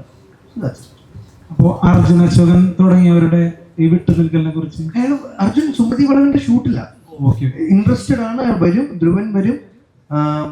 ലാൽ സാറ് കോണ്ടാക്ട് ചെയ്തപ്പോൾ ചെന്നൈയിലാണ്. നമുക്ക് അങ്ങനെ അവരെ ബുദ്ധിമുട്ടിക്കാൻ പ്രൊഡക്ഷന് താല്പര്യം. ഇനി വരും ദിവസങ്ങൾ ഞാൻ പറഞ്ഞില്ലേ, ഇനി April 18 എന്നുള്ള റിലീസിന് മുമ്പുള്ള പ്രൊമോഷണൽ ഇന്റർവ്യൂസ് ഉണ്ടാവില്ലേ, അതിൽ മിക്കവരൊക്കെ സാധിക്കും ഉറപ്പായിട്ടും. ചേട്ടാ, ഈ അടുത്ത് ആമീർ ഖാൻ ഒരു സ്റ്റേറ്റ്മെന്റ് കൊടുത്തായിരുന്നു. പ്രതിഫലം വാങ്ങാതെയാണ് ആമീർ ഖാൻ അഭിനയിക്കുന്നത്. ഒരു സിനിമ ഹിറ്റായാൽ ആ ഹിറ്റായതിൽ നിന്ന് പ്രോഫിറ്റോ അതോ അദ്ദേഹത്തിന്റെ സാലറിയോ മേടിക്കുകയാണ് പതിവ്. അതുകൊണ്ടാണ് എല്ലാ പ്രേക്ഷകരും ഇഷ്ടപ്പെട്ട താരേ സമയം പോലുള്ള സിനിമകളൊക്കെ ഇറക്കാൻ സാധിച്ചത് എന്ന് അദ്ദേഹം പറഞ്ഞായിരുന്നു. ഏതാണ്ട് ഇതേ നിലപാട് മലയാള സിനിമയിൽ ചില പ്രമുഖരെടുത്തു കഴിഞ്ഞാൽ മലയാള സിനിമയുടെ പ്രതിസന്ധി മാറില്ലേ? ഇവിടെ ചെയ്യുന്നവരുണ്ടല്ലോ. മമ്മൂക്കയൊക്കെ ചെയ്യുന്നുണ്ട് ചില എനിക്ക് സിനിമ. പേരെടുത്ത് പറയണ്ട, ചെയ്യുന്ന എല്ലാ എൻ്റെ സുഹൃത്തുക്കളായ താരങ്ങളുണ്ട്. അപ്പം ചെയ്യുന്നുണ്ട്. ആക്ച്വലി ഞാൻ ചെയ്തിട്ടുണ്ട് ഫീനിക്സിന്, ഓടിയില്ല, ഒന്നും കിട്ടിയില്ല. അപ്പോഴാണ്. അപ്പൊ ആസ് എ പ്രൊഡ്യൂസർ അമീർ ഖാന്റെ ആ നിലപാടിനെ എങ്ങനെയാ നോക്കി കാണുന്നത്? നല്ല കാര്യമാണ്, കോ എക്സിസ്റ്റ് ചെയ്യുന്ന കാര്യമാണ്. പ്രൊഡ്യൂസേഴ്സും ഇത് ഞാൻ പറഞ്ഞില്ല, ഇത് മീഡിയയിൽ നിന്ന് ഇത് സംസാരിക്കുന്നതിനോട് എനിക്ക് പൊതുവേ എൻ്റെ സ്റ്റേറ്റ് ഓൺ ഇപ്പോൾ കഴിഞ്ഞ ദിവസം ഞാൻ കൃത്യമായിട്ട് അപ്കേസോട് ഇൻ്റർവ്യൂവിൽ പറഞ്ഞിട്ടുണ്ട്. അമീർ ഖാൻ ഇങ്ങനെ ചെയ്തത് ആദ്യമായിട്ട് അദ്ദേഹമല്ല. ഇതിനു മുമ്പേ ഇവിടെ ഈ പറഞ്ഞ പോലെ പാർട്ട്ണർഷിപ്പ് അല്ലെങ്കിൽ ഈ പറഞ്ഞ പോലെ പ്രോഫിറ്റ് ഷെയറിങ് അല്ലെങ്കിൽ how you can call it, അത് സംഭവിക്കാറുണ്ട്. കാര്യം നമുക്ക് പ്രൊഡക്റ്റാണ് മുഖ്യമെങ്കിൽ ആ പ്രൊഡക്റ്റിന് വേണ്ടി സഹകരിച്ച് നിന്നിട്ട് ആ പ്രൊഡക്റ്റ് സെല്ലായി കഴിയുമ്പോൾ അതിൻ്റെ വിഹിതം എങ്ങനെയാണെന്ന് വെച്ചിട്ടുണ്ടെങ്കിൽ അതിൻ്റെ റേഷ്യോ വെച്ച് ഷെയർ ചെയ്യാറുണ്ട്. അത് ആദ്യമായിട്ടല്ല. പിന്നെ എന്താ പറയുക, അങ്ങനത്തെ ഒരു പ്രാക്ടീസ് മുന്നോട്ട് നിർബന്ധിച്ച് വെക്കാവുന്നൊരു കാര്യമല്ല, അല്ലേ? നമുക്കിപ്പോൾ ഒരാളോട് നിർബന്ധമായിട്ട് നിങ്ങൾ അതിനോട് അങ്ങനെ ആയിരിക്കാനും പറയാൻ പറ്റില്ല. പുള്ളിക്കും കൂടെ താല്പര്യമാണെങ്കിൽ അല്ലേ പറ്റത്തുള്ളൂ. പിന്നെ ഞാൻ പറഞ്ഞില്ല, ഞാൻ അങ്ങനെ ചെയ്തു, ആ സിനിമ ഓടിയില്ല, എനിക്കൊന്നും കിട്ടിയില്ല. സംഭവം ഈ ആമസോൺ പ്രൈമിൽ വന്നപ്പോൾ ഇത് വന്നു, അതിന്റെ റോങ് മാർക്കറ്റിംഗ് ആയിരിക്കാം ഉദ്ദേശിച്ചത്. ആ സിനിമ ഒരു ഹൊറർ ചിത്രമായിട്ടാണ് മാർക്കറ്റ് ചെയ്യപ്പെട്ടത്. അത് ഞങ്ങളുടെ മിസ്റ്റേക്കാണ്. അതിനെ ഒരു ഫാമിലി ചിത്രമായിട്ടായിരുന്നു മാർക്കറ്റ് ചെയ്യേണ്ടത്. അജു ചേട്ടാ, ബേസിൽ ജോസഫ്, അതുപോലെ തന്നെ മിഥുൻ മാനുവൽ തോമസ്, ഇവരുടെയൊക്കെ സിനിമാ പ്രവേശനത്തിന് അജു ചേട്ടനൊരു നിർണായക പങ്ക് വഹിച്ചിട്ടുണ്ട്. അവർ തന്നെ അത് ഇന്റർവ്യൂസിൽ പറഞ്ഞിട്ടുണ്ട്. അപ്പോൾ അത്തരത്തിൽ ഇത്രയും പ്രോമിസിംഗ് ആയിട്ടുള്ള ആളുകളെ കണ്ടെത്തുന്നതിൽ അജു ചേട്ടൻ വളരെ സ്കിൽഡ് ആണെന്ന് തോന്നിയിട്ടുണ്ട്. കാരണം ഇവരൊക്കെ നല്ല ഫിലിം മേക്കേഴ്സ് ആയി പിന്നീട് ഒരുപാട് നല്ല സിനിമകൾ നമുക്ക് സമ്മാനിച്ചുകൊണ്ടിരിക്കുന്നു. ബേസിൽ ജോസഫ് ഇപ്പം നല്ലൊരു താരമാണ്, ജനപ്രിയ താരമാണ്. അപ്പോൾ അജു ചേട്ടൻ അങ്ങനെ ഒരു സ്കില്ലുള്ളപ്പോൾ അജു ചേട്ടൻ ഒരു പടം ഡയറക്റ്റ് ചെയ്തുകൂടെ? ഒരു സംവിധായകനെ മനസ്സിലാക്കാനുള്ള ഒരു സ്കില്ലുണ്ട്, എന്തുകൊണ്ട് ഒരു പടം ഡയറക്റ്റ് ചെയ്തുകൂടാ ഫ്യൂച്ചറിലായാലും? വളരെ ബുദ്ധിമുട്ടുള്ളൊരു ജോലിയാണ് ഡയറക്ഷൻ. എൻ്റെ ഒരു ക്യാരക്ടറിന് മാച്ച് ആവുന്ന ജോലിയല്ല. ഞാൻ അത്രയും മറ്റേ ടൈം ഒരു ജോലി ചെയ്യാൻ താല്പര്യപ്പെടുന്ന ആളാണ്. ഒരു ഡയറക്ടറിൻ്റെ ജോലിയിൽ 10-21 ഡിപ്പാർട്ട്മെൻറ്റ്സ് വരും. ഇതൊക്കെ വളരെ കോർഡിനേറ്റ് ചെയ്ത് ആ പറഞ്ഞ സമയത്ത് ഒരു പറഞ്ഞ നിശ്ചിത ബഡ്ജറ്റിൽ തീർക്കുക എന്നൊക്കെ പറഞ്ഞ ഒരുപാട് പ്രഷറുള്ളൊരു കാര്യമാണ്. എന്നെക്കൊണ്ട് ചിലപ്പം അതിനുള്ളൊരു ആംബിയർ ഇല്ല എന്ന് എനിക്ക് എവിടെയോ ജേക്കബിൽ ഞാൻ അസിസ്റ്റ് ചെയ്തപ്പോൾ മനസ്സിലായി. ഞാൻ ആസ്വദിക്കില്ല എന്ന് ഉറപ്പാണ്. ആസ്വദിക്കാത്തൊരു കാര്യം ചെയ്യാൻ നമ്മൾ താല്പര്യപ്പെടില്ല. എങ്ങനെയാണ് അപ്പോൾ ബേസിൽ ജോസഫിനെയും മിഥുൻ മാനുവൽ തോമസിനെയൊക്കെ മനസ്സിലാക്കിയത്? അവരുടെ പാഷൻ എങ്ങനെയാണ് മനസ്സിലാക്കിയത്? അങ്ങനെ മനസ്സിലാക്കുക എന്നുള്ളത് പറഞ്ഞാൽ തെറ്റാണ്. ബിക്കോസ് ബേസിലിന്റെ പ്രിയമത കാതരയാണോ ഞാൻ കണ്ടപ്പോഴാണ് ആ ക്രാഫ്റ്റ്, അയാളിൽ ഒരു നല്ല ക്രാഫ്റ്റ് ഉണ്ടെന്ന് നമുക്ക് തോന്നുന്നത്. അതിപ്പോൾ ഒരു നല്ല വർക്ക് കാണുമ്പോൾ. മിഥുനോട് സംസാരിച്ചപ്പം മിഥുൻ്റെ ഒരു വൊക്കാബുലറി ഉണ്ട്. മിഥുൻ്റെ വൊക്കാബുലറി വളരെ രസകരമാണ്. അത്രയും എൻ്റെ പ്രായത്തിലുള്ള ഒരാൾ അത്രയും ചടുലമായിട്ട് നമ്മൾ പറയില്ല നിർഗളമായിട്ട് മലയാള പദങ്ങൾ യൂസ് ചെയ്യുന്നത് ഞാൻ കേട്ടിട്ടില്ല. അപ്പം ഞാൻ അത് ധരിച്ച് ഇങ്ങനെ ഒക്കെ സംസാരിക്കുന്ന എൻ്റെ ഈ ഗ്രൂപ്പിലുള്ള ഒരാളെ കണ്ടപ്പോൾ, അല്ലാതെ ഇവരൊക്കെ ഭയങ്കര ടാലൻ്റായി നാളെ ഒരു മിന്നൽ മുരളി ഒന്നും ഉണ്ടാക്കുമെന്ന് എനിക്കറിയില്ല. പക്ഷെ എനിക്ക് അവരുടെ സഹായം ആവശ്യമാണ്, അവരെ കൊണ്ട് എനിക്ക് സഹായം കിട്ടും അല്ലെങ്കിൽ എനിക്കൊരു ലേണിംഗ് കിട്ടും എന്നുള്ള എൻ്റെ ആവശ്യം നടക്കുന്നുള്ളതായിരുന്നു. ഞാൻ അവരിലോട്ട് പോയതാണ്. അത് തീർച്ചയായിട്ടും അവർക്ക് ആ ഒരു മ്യൂച്വൽ ഹെൽപ്പായിരുന്നു ആ സമയത്ത്. അവർക്ക് എനിക്ക് അവരോട് വർക്ക് ചെയ്യുന്നതും അവർക്ക് എന്നോട് വർക്ക് ചെയ്യുന്നതും മ്യൂച്വൽ ഹെൽപ്പാണ്. അത് ഗ്രോയിങ് അപ്പാണ്. നമ്മൾ അപ്പുറത്ത് ഒരു പെൻസിൽ ഒടിഞ്ഞു പോയാൽ തൊട്ടപ്പുറത്ത് കൂട്ടായിരുന്നു വാങ്ങി പണ്ട് എഴുതില്ലേ. ചേട്ടാ, ഇപ്പൊ ലവ് അണ്ടർ കൺസ്ട്രക്ഷനില് ചേട്ടന്റെ കഥാപാത്രം പപ്പേട്ടൻ എന്ന കഥാപാത്രം വളരെയധികം ശ്രദ്ധിക്കപ്പെട്ടു. ഒരുപാട് പേർക്ക് ഇഷ്ടമായ ഒരു കഥാപാത്രമായിരുന്നു. അപ്പൊ അതിനെ പറ്റി ഒരു കാര്യം റിസീവ് ചെയ്യുമ്പോൾ നമുക്ക് ഒരു റെസ്പോൺസിബിലിറ്റി കഴിഞ്ഞു എന്നുള്ളത് ആണ് പ്രൈമറിലി എനിക്കുണ്ടാകുന്ന ഫീല്. റിസീവ് ചെയ്യാതിരിക്കുമ്പോഴാണ് ആ കറക്ഷൻസ് എന്തൊക്കെയാണ് ചെയ്യേണ്ടതെന്നുള്ളൊരു തിരിഞ്ഞു നോട്ടം ആവശ്യം വരുന്നത്. മറ്റേത് ജോലി കഴിഞ്ഞു. പിന്നെ പപ്പൻ എന്ന് പറയുന്ന കഥാപാത്രം അതും 2023 ഷൂട്ട് ചെയ്തതാണ്. ഞാനൊരു 10 മിനിറ്റാണ് കേട്ടത് എന്താണ് പപ്പൻ എന്നുള്ളത്. വിഷ്ണു എൻ്റെ സുഹൃത്താണ്, നീരജാണ് ഹീറോ, എം രഞ്ജിത്തേട്ടനാണ് പ്രൊഡ്യൂസ് ചെയ്യുന്നത്. 2 കൺട്രീസ് എനിക്ക് ഇങ്ങോട്ട് വിളിച്ചു തന്ന ആളാണ്. ഒരു രീതിയിൽ ഞാൻ അവിശ്വസിക്കേണ്ട ടീമല്ല. 10 മിനിറ്റ് പപ്പനെ കുറിച്ച് പറഞ്ഞപ്പോൾ തന്നെ ഞാൻ വിഷ്ണുവോട് പറഞ്ഞ ഉത്തരം ഇതാണ്. ഒരു 10-20 വർഷം അല്ലെങ്കിൽ 10 വർഷത്തിന് മേലെ പോകണം എന്ന് തന്നെ ഡൗട്ടാണ്. നല്ലപോലെ ഒരു 20 ശേഷം ഇവിടുന്ന് തന്നെ കാലഹരണപ്പെട്ട് പോകാൻ ചാൻസ് ഉള്ള ഒരു സ്പീഷീസ് ആണ് പപ്പൻ.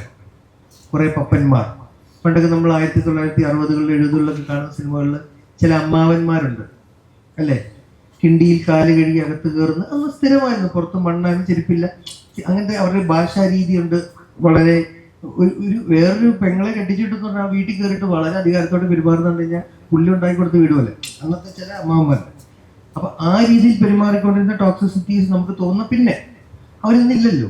നമ്മുടെ ചുറ്റും അങ്ങനെ ഉണ്ടോ? വളരെ വളരെ അങ്ങനെ എൻ്റെ കണ്ണിൽ അങ്ങനെ കുറെ കാലമായി അങ്ങനെ അരങ്ങിപ്പെട്ടിട്ട്. അപ്പൊ നാളെ ഇങ്ങനത്തെ പപ്പന്മാരില്ലാണ്ടാകും. അപ്പൊ അത് ഒരു ഭയങ്കര സോഷ്യൽ റെപ്രസെൻറ്റേഷനാണ്, സിനിമയിൽ അടയാളപ്പെടുത്തലാണ്. അപ്പൊ അങ്ങനെയുള്ള അടയാളപ്പെടുത്തലുകൾ എന്നും ടൈംലെസ് ആണ്, അത് നിലനിൽക്കും എന്ന് പറഞ്ഞ് എൻ്റെ താങ്ക് യു നന്ദി അന്ന് തന്നെ ഞാൻ രഞ്ജിത്തേട്ടനോടും വിഷ്ണുവോടും പറഞ്ഞായിരുന്നു. അപ്പം ഇന്ന് ഞാൻ അതൊന്നുകൂടെ റിപ്പീറ്റ് ചെയ്യുന്നു. ഇത്രയും മാധ്യമങ്ങളുടെ മുന്നിൽ രജപുത്ര വിഷ്വൽ മീഡിയ, രഞ്ജിത്തേട്ടൻ, ചിപ്പി ചേച്ചി, മകൾ അവൽക്കിക, വിഷ്ണു, എഴുതിയ വിഷ്ണു. കാര്യം അത് എളുപ്പമല്ല. വിഷ്ണുവിൻ്റെ ഉള്ളിലൊരു പപ്പനുണ്ട്, പപ്പൻ എൻ്റെ ഉള്ളിലുണ്ട്. അതിൽ ഞാൻ ഒരു തെറ്റായിട്ട് കാണുന്നില്ല. കാര്യം നമ്മൾ കുറച്ച് മുന്നേ അല്ലെങ്കിൽ ഇന്ന ഒരു 80s ബോൺ ആയിട്ടുള്ള പലരുടെ ഉള്ളിൽ പല കാര്യങ്ങളും അന്ന് ശരിയാന്നുള്ളത് ഇന്ന് തെറ്റായി മാറുന്നത് ഇപ്പൊ ഒരു 3-4 വർഷത്തിലാണ്. അത് ഒന്ന് സമയം തരണം പലർക്കും അതൊന്ന് ശരിയാക്കി എടുക്കാൻ. അപ്പൊ ഇങ്ങനെ കാണിച്ച് അത് തമാശ രീതിയിൽ തെറ്റാന്ന് കാണിക്കുമ്പോൾ അപ്പൊ അപ്പനൊരു ലിസി വന്ന പോലെ അല്ലെങ്കിൽ ഏതെങ്കിലും ഒരു കൂട്ടുകാരനായിട്ടോ അല്ലെങ്കിൽ നമ്മുടെ ഒരു കോ വർക്കറായിട്ടോ സോഷ്യൽ മീഡിയ ആയിട്ടോ നല്ല ഇന്റർവ്യൂസിലൂടെ ഒക്കെ ഇതേപോലെ പരിവർത്തനങ്ങൾ സംഭവിക്കട്ടെ. സോ നീരജിനോട് whole team of love under construction ഞാൻ ഈ ഒരു അവസരത്തിൽ താങ്ക്ഫുൾ. നമുക്ക് വീണ്ടും നാൻസി റാണിലോട്ട് തിരിച്ചു. അതെ, ലഘുഷ അതെ, അങ്ങനെയുള്ള ആവറേജ് ആയിരുന്നു പ്രീ ബോക്സ് ഓഫീസ്. അതെന്നെ പ്രൊഡ്യൂസർ ഇടുന്നില്ല, ജെയ്സൺ ചേട്ടൻ. ലഘുഷയെ കുറിച്ച് പറയുമ്പോൾ ഞാൻ ഇപ്പം ഈ അവസരത്തിൽ പറയേണ്ട കാര്യം ജെയ്സൺ ചേട്ടൻ, ബിക്കോസ് ഞാൻ ആദ്യമായിട്ട് ഒരൊറ്റ ഫോൺ കോളിൽ മലയാളത്തിൽ മെയിൻ സ്ട്രീം പ്രൊഡ്യൂസേഴ്സിൽ ഒരാളാണ്. ഓക്കെ, അല്ലെങ്കിൽ വർഷങ്ങളായിട്ട് കൺട്രോളറായിട്ട് അല്ലേ വളരെ സീനിയർ ആയിട്ട് നിന്നൊരു വ്യക്തിയാണെന്ന്. ജെയ്സൺ ചേട്ടൻ ഒരു സിനിമ പ്രൊഡ്യൂസ് ചെയ്യാൻ ചോദിച്ചപ്പോൾ തിരിച്ച് ജെയ്സൺ ചേട്ടൻ ചെയ്യാന്നുള്ള ഒറ്റ ഇത്ര എളുപ്പത്തിലൊരു പ്രൊജക്റ്റ് ഓണായിട്ടില്ല എൻ്റെ ലൈഫിൽ. അതായിരുന്നു ലഘുഷ. അതുകൊണ്ട് തന്നെ അത് വളരെ ഫേവറേറ്റാണ് എനിക്ക്, നീരജിനും അല്ലാതെ തന്നെ പല റീസൺ കൊണ്ട്. ഇതുകൊണ്ട് എനിക്ക് കുറച്ചും കൂടി ചേച്ചി ചേട്ടൻ്റെ ഫാമിലി, റുബി ചേച്ചി ആണെങ്കിലും മോള് പുണ്യ, അവരൊക്കെ നമുക്ക് ഭയങ്കര ഇത്രയും പേര് ഇത്രയും വർഷം കഴിഞ്ഞോ പറയണമെങ്കിൽ അത്രയും അദ്ദേഹം ആ സെറ്റിൽ അവരോടുകൂടിയാണ് ഇടപെട്ടിരുന്നത്. ആ സിനിമയ്ക്ക് സിനിമയായിട്ട് ഉണ്ടാവണമെന്ന് ആഗ്രഹമുണ്ട്, നീരജിന് ഭയങ്കര ആഗ്രഹമുണ്ട്, നീരജിനോട് വർക്ക് ചെയ്യണമെന്ന് എനിക്ക് ആഗ്രഹമുണ്ട്. ചിലപ്പോൾ സാധ്യത, കാര്യം അവൻ അതിനെക്കുറിച്ച് സീരിയസ് ആയിട്ട് ചിന്തിക്കുന്നു. ഞാൻ രക്ഷപ്പെട്ടു. സംവിധായകൻ ജോസഫ് മനു ജെയിംസിന്റെ ഭാര്യയിൽ നിന്ന് ഈ സിനിമയുടെ നിർമ്മാതാവിലേക്കുള്ള ആ ഒരു ദൂരവും അതോടൊപ്പം ആ ഒരു പ്രോസസ്സും എത്ര കഠിനമായിരുന്നു? നല്ല കഠിനമായിരുന്നു. കാരണം ഞാൻ ആദ്യമേ പറഞ്ഞിരുന്നു, എനിക്ക് ഫിലിം പ്രൊഡക്ഷനോ അല്ലെങ്കിൽ ഈവൻ ഫിലിം ഇൻഡസ്ട്രി ആയിട്ട് ഞാനോ ഫാമിലിയോ ആരും ലിങ്ക്ഡ് അല്ല, ഒന്നുമില്ല. ആദ്യം മനുവിൻ്റെ താല്പര്യം, മനുവിൻ്റെ ഇഷ്ടം, മൂവി, ആ ഒരു രീതിയിലായിരുന്നു അതിലേക്ക് കണക്റ്റ് ആയത്. അപ്പം മനു മൂവി ഡയറക്റ്റ് ചെയ്യുന്ന ടൈമിൽ ഞാൻ ചേട്ടനോട് ആരോടാ ചോദിച്ചാലും അറിയാം ഞാൻ ആ സെറ്റിൽ ഒന്നും ഉണ്ടായിരുന്ന ഒരാളല്ല. അത് മനുവിൻ്റെ മരണശേഷമാണ് ഞാൻ ആക്ച്വലി അതിലേക്ക് ജോയിൻ ചെയ്തത്. ഞാൻ പറഞ്ഞത് അപ്പം എനിക്കൊന്നും അറിയുന്നതല്ല. അതിൽ നിന്ന് എന്തെങ്കിലുമൊക്കെ, എല്ലാം അല്ല, എന്തെങ്കിലുമൊക്കെ 1-2 കാര്യങ്ങൾ എന്നുള്ള രീതിയിലാണെങ്കിൽ ഓരോന്ന് പഠിച്ചും ചോദിച്ചുമൊക്കെ അത് ചെയ്യാന്ന് പറഞ്ഞത്, ഒരു ബന്ധമില്ലാത്ത ഒരാൾ പെട്ടെന്ന് അതിലേക്ക് വരുമ്പോൾ അതും ആ ഒരു ഷോക്ക്, അതിൻ്റെയൊക്കെ ഒപ്പം ഞാൻ ചെന്നതാണ്. അപ്പം എനിക്കത് ഭയങ്കര ടഫായിരുന്നു. ബട്ട് കുറച്ച് മുമ്പ് ആരോ ചോദിച്ചു സിനിമ തിയേറ്ററിൽ ഇറങ്ങിയാൽ വിജയിക്കുമോ എന്ന്. വിജയിക്കുമോ അല്ലെങ്കിൽ നഷ്ടമാവോ? എന്നെ സംബന്ധിച്ചിട്ട് മരിച്ചത് എൻ്റെ ഭർത്താവാണ്. ഈ മൂവിക്ക് ഡയറക്ടർ ആയിട്ടുണ്ട്, പേഴ്സണലി നോക്കി എൻ്റെ ഭർത്താവാണ്. എന്നെ സംബന്ധിച്ചാൽ എൻ്റെ ഹസ്ബൻഡ് ഡ്രീമാണത്. അതാണ് എനിക്ക്, അദ്ദേഹത്തിന് ആ മൂവി പുറത്തേക്ക് വരണം എന്നുണ്ട്.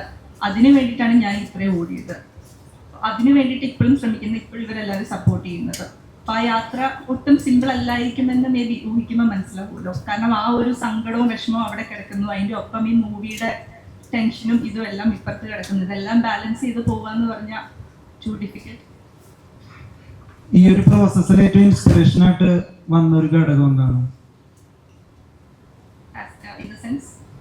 അതായത് ഇപ്പോൾ എങ്ങനെയൊക്കെ വന്നാലും ഈ സിനിമ റിലീസ് ചെയ്യും, എന്തൊക്കെ സംഭവിച്ചാലും ഇപ്പോൾ പറഞ്ഞില്ലേ പല പ്രമുഖ താരങ്ങളുടെയും വിട്ടു നിൽക്കല് കാരണം പോലും നമുക്കറിയില്ല.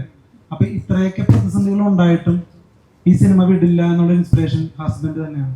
അതെ, അദ്ദേഹത്തിന്റെ സ്വപ്നമാണിത്. ആ സ്വപ്നം സിനിമ റിലീസ് ചെയ്യാന്നുള്ളതാണ്.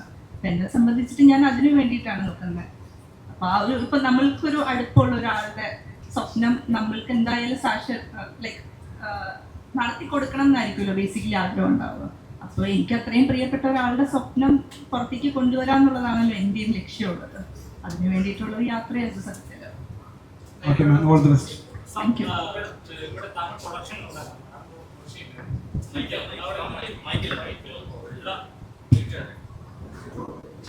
താങ്കൾ പ്രൊഡക്ഷൻ ഉണ്ടായിരുന്നു, പ്രൊഡക്ഷൻ എന്തൊക്കെ നടന്നിട്ടുണ്ടെന്നൊക്കെ താങ്കൾക്ക് അറിയാം. അപ്പം മാഡം പ്രൊഡക്ഷൻ ഇല്ലായിരുന്നു, അത് ശരിക്കും എന്തെങ്കിലും ഇഷ്യൂസ് നടന്നതായിട്ട് അറിയാമോ?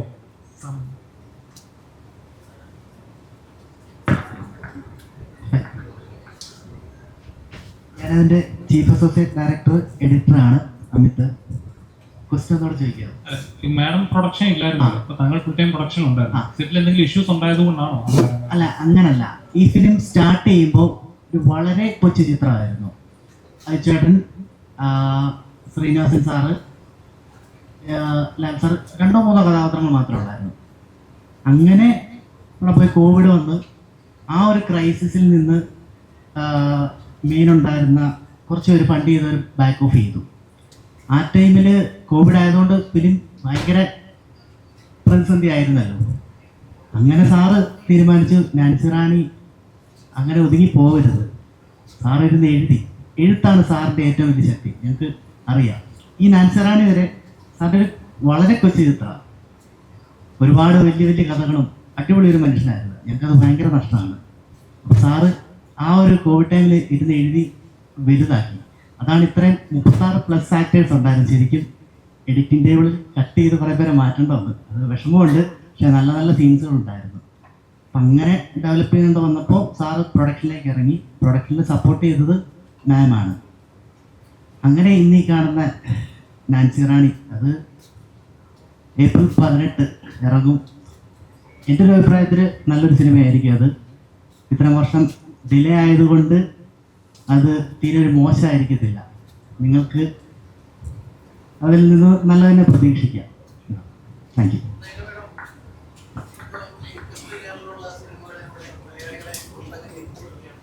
ുള്ള സിനിമകളിലൂടെ പ്രേക്ഷകരെ ഞെട്ടിച്ചുകൊണ്ടിരിക്കുന്ന ഒരാളാണ്. അപ്പം അതുപോലെ തന്നെ മമ്മൂക്കയുടെ ആരാധകർ, അദ്ദേഹത്തിൻ്റെ ഏത് സിനിമകളായാലും, അത് കമേഴ്ഷ്യൽ സിനിമകളായാലും ആർട്ട് സിനിമകളായാലും നെഞ്ചോട് ചേർത്ത ആരാധകരാണ് അദ്ദേഹത്തിൻ്റെ കൂടെയുള്ളത്. ഇപ്പം വാലുവിൻ്റെ ഡയറക്ടറായാൽ പോലും സിനിമ ഇറങ്ങിയതിന് ശേഷം അദ്ദേഹം പറഞ്ഞത് മമ്മൂക്കയുടെ എല്ലാ സിനിമകളെയും, ഏത് തരത്തിലുള്ള സിനിമകളെയും, മമ്മൂക്കയുടെ എല്ലാ പരീക്ഷണങ്ങളെയും ചേർത്ത് കിടത്തുന്ന ആരാധക കൂട്ടമാണ് അദ്ദേഹത്തിനുള്ളത്. ആ ഫാൻസ് അദ്ദേഹത്തിൻ്റെ ഒരു പവറാണ് എന്നുള്ള രീതിയിൽ. ഇപ്പം ഏപ്രിൽ 10 അദ്ദേഹത്തിന്റെ ബസൂക്ക എന്ന് പറയുന്ന മലയാളി പ്രേക്ഷകർ അത്രയും കാത്തിരിക്കുന്ന ഒരു സിനിമ റിലീസ് ആകാനായിട്ടിരിക്കുകയാണ്. ഇപ്പൊ ഈ സിനിമ വരുന്നത് ആ സിനിമ റിലീസായതിനു ശേഷം അടുത്ത ആഴ്ചയിലേക്കാണ്. അപ്പം നല്ല സിനിമകളെ എന്നും നെഞ്ചോട് തീർത്ത ഒരു ആരാധക കൂട്ടമാണ് മമ്മൂക്കയുടേത്. അപ്പം ഏപ്രിൽ 10 ബസൂക്ക വരുന്ന ഒരു സാഹചര്യത്തിൽ അതിന്റെ നെക്സ്റ്റ് വീക്കിലാണ് നമ്മുടെ ഈ സിനിമ വരുന്നത്. അപ്പം എത്രത്തോളം മമ്മൂക്ക ആരാധകരെ ഈ തിയേറ്ററിലേക്ക് ആകർഷിക്കാൻ കഴിയും എന്ന് തോന്നുന്നുണ്ട്? മമ്മൂക്ക ആരാധകർക്ക് ആഘോഷിക്കാനുള്ള വക ഈ സിനിമയിൽ ഒരുക്കിയിട്ടുണ്ടോ? അതിനെപ്പറ്റി എന്താണ്? തീർച്ചയായിട്ടും സിനിമയിൽ ഒരുക്കിയിട്ടുണ്ട്. ഇപ്പൊ നല്ല സിനിമകളെ മമ്മൂക്ക ഫാൻസ് എപ്പോഴും നെഞ്ചോട് ചേർത്തിട്ടുണ്ടെന്ന് പറഞ്ഞു. അതേ രീതിയിൽ തന്നെ ഇതൊരു നല്ല മികച്ച സിനിമയായിട്ട് ആസ് എ പ്രൊഡ്യൂസർ ഞാൻ പറയുന്നു. ഇതിൽ അഭിനയിച്ചവരാണെങ്കിലും അത് തന്നെ പറയും എന്നാണ് എൻ്റെ വിശ്വാസം. തീർച്ചയായിട്ടും ഇത് ജനങ്ങൾ എന്തായാലും അല്ലെങ്കിൽ ഫാൻസ് എന്തായാലും ഏറ്റെടുക്കുന്ന ഒരു മൂവിയായിട്ട് തന്നെ പറയാം. എനിക്ക് തോന്നുന്നു 2023 സെപ്റ്റംബർ 7 അതിൻ്റെ സോങ് ഇറങ്ങിയിരുന്നു. അതും അത്യാവശ്യം നല്ല റീച്ച് ഉണ്ടായിരുന്നു. എല്ലാവരും ഏറ്റെടുത്ത ഒരു സോങ് തന്നെയായിരുന്നു. ഇതും സിനിമയും അതേപോലെ തന്നെയാണ്.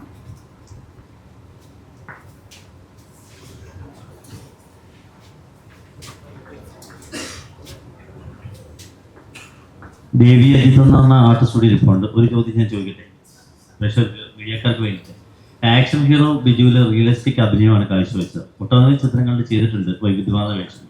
അപ്പോൾ ഈ നാൻസി റാണിയും ദേവി അജിത്ത് എന്ന ആർട്ടിസ്റ്റിനെ സംബന്ധിച്ചിടത്തോളം എത്രമാത്രം ആ വേഷത്തെ എങ്ങനെയാണ് കാണുന്നത്? അതുപോലെ ഒരു റിയലിസ്റ്റിക് ആക്ടിങ് ഈ ചിത്രത്തിലും പ്രതീക്ഷിക്കാമോ? ആക്ഷൻ ഹീറോ ബിജുവില് അങ്ങനെ സംഭവിച്ചു പോയി. അതങ്ങനെ സംഭവിച്ചു. എനിക്കറിയില്ല, അത് ആൾക്കാർ നല്ലതാണെന്ന് പറഞ്ഞപ്പോഴാണ് എനിക്ക് മനസ്സിലായത് നല്ലതാണ്. ആൻഡ് ഇതിൽ വേറെ എക്സ്പീരിയൻസ് ആയിരുന്നു എനിക്ക്. ഈ സിനിമയിൽ എല്ലാവരും പറഞ്ഞതുപോലെ എനിക്ക് മനു എന്നൊരു വ്യക്തി, മനു നമുക്ക് പറഞ്ഞു തരുന്ന രീതി, അല്ലെങ്കിൽ അതിനെക്കാട്ടിലും കൂടുതൽ ഞാൻ എങ്ങനെ അഭിനയിച്ചു എന്നുള്ളത് എനിക്കറിയില്ല. പക്ഷേ ഈ ക്ലാപ്പ്, ഈ പറയുന്ന ഒരു സീൻ കഴിയുമ്പം കിട്ടുന്ന ക്ലാപ്പ്, എനിക്ക് തോന്നുന്നില്ല ഒരു സിനിമയിലും ഇതുവരെ ഞാൻ അഭിനയിച്ചതിൽ അങ്ങനെ കിട്ടിയിട്ടുണ്ടെന്ന്. അതും ഫുൾ ക്രൂ ആണ് ക്ലാപ്പ് ചെയ്യുന്നത്. അപ്പം എന്തോ ഒരു വിശ്വാസം മനുവിന് അത് ഇഷ്ടമായിട്ടുണ്ട്. അത്രേ എനിക്ക് പറയാൻ പറ്റുള്ളൂ. കാര്യം നിങ്ങളെങ്ങനെ റിയലിസ്റ്റിക് ആണോ അല്ലെങ്കിൽ ഞാനത് മോശമായിട്ടാണോ ചെയ്തതൊക്കെ നിങ്ങൾ വേണം വിലയിരുത്താൻ. എനിക്ക് ഭയങ്കര ഹാപ്പിയാണ് കാര്യം അങ്ങനെ സിനിമയുടെ ഭാഗമാകാൻ കഴിഞ്ഞതും. ഈ പറഞ്ഞതുപോലെ ഞാൻ ഓരോ ദിവസവും ഓരോരുത്തരെ കാണുകയായിരുന്നു. ഞാനും അന്തം വിട്ടു പോകുമായിരുന്നു. ഒരു ദിവസം സോഹൻ, അർജുന, ഞാൻ നോക്കുമ്പോൾ ഒരുപാട് പേര്, സണ്ണി, ധ്രുവൻ, അങ്ങനെ ഇത്രയും ആൾക്കാർ വന്നു പോയ ഒരു സിനിമ. ലെന ഉണ്ട്, മാല പാർവതി, അങ്ങനെ പറഞ്ഞാൽ ഒത്തിരി പേരുണ്ട്. സോ എന്നെ സംബന്ധിച്ച് അത് ഞാൻ എന്തോ കാഴ്ചവെച്ചിട്ടുണ്ട്. എനിക്കത് സന്തോഷമാണ്. അത് നീ എങ്ങനെയാവുമെന്ന് നിങ്ങൾ തീരുമാനിക്കും.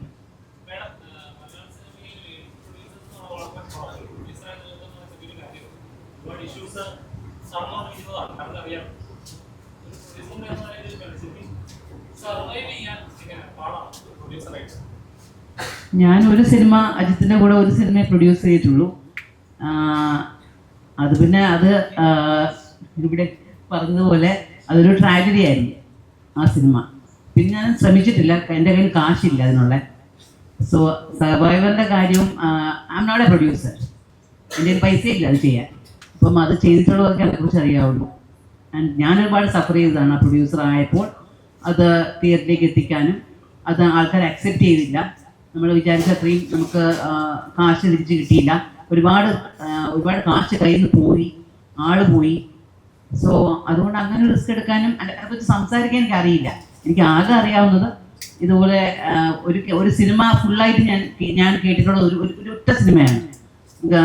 അതല്ലാതെ ഞാൻ എൻ്റെ ക്യാരക്ടർ പറയും, ഞാൻ പോയി ചെയ്യും. അത് കൂടുതൽ വേറെ ഒന്നും എനിക്കറിയില്ല സിനിമയെക്കുറിച്ച്.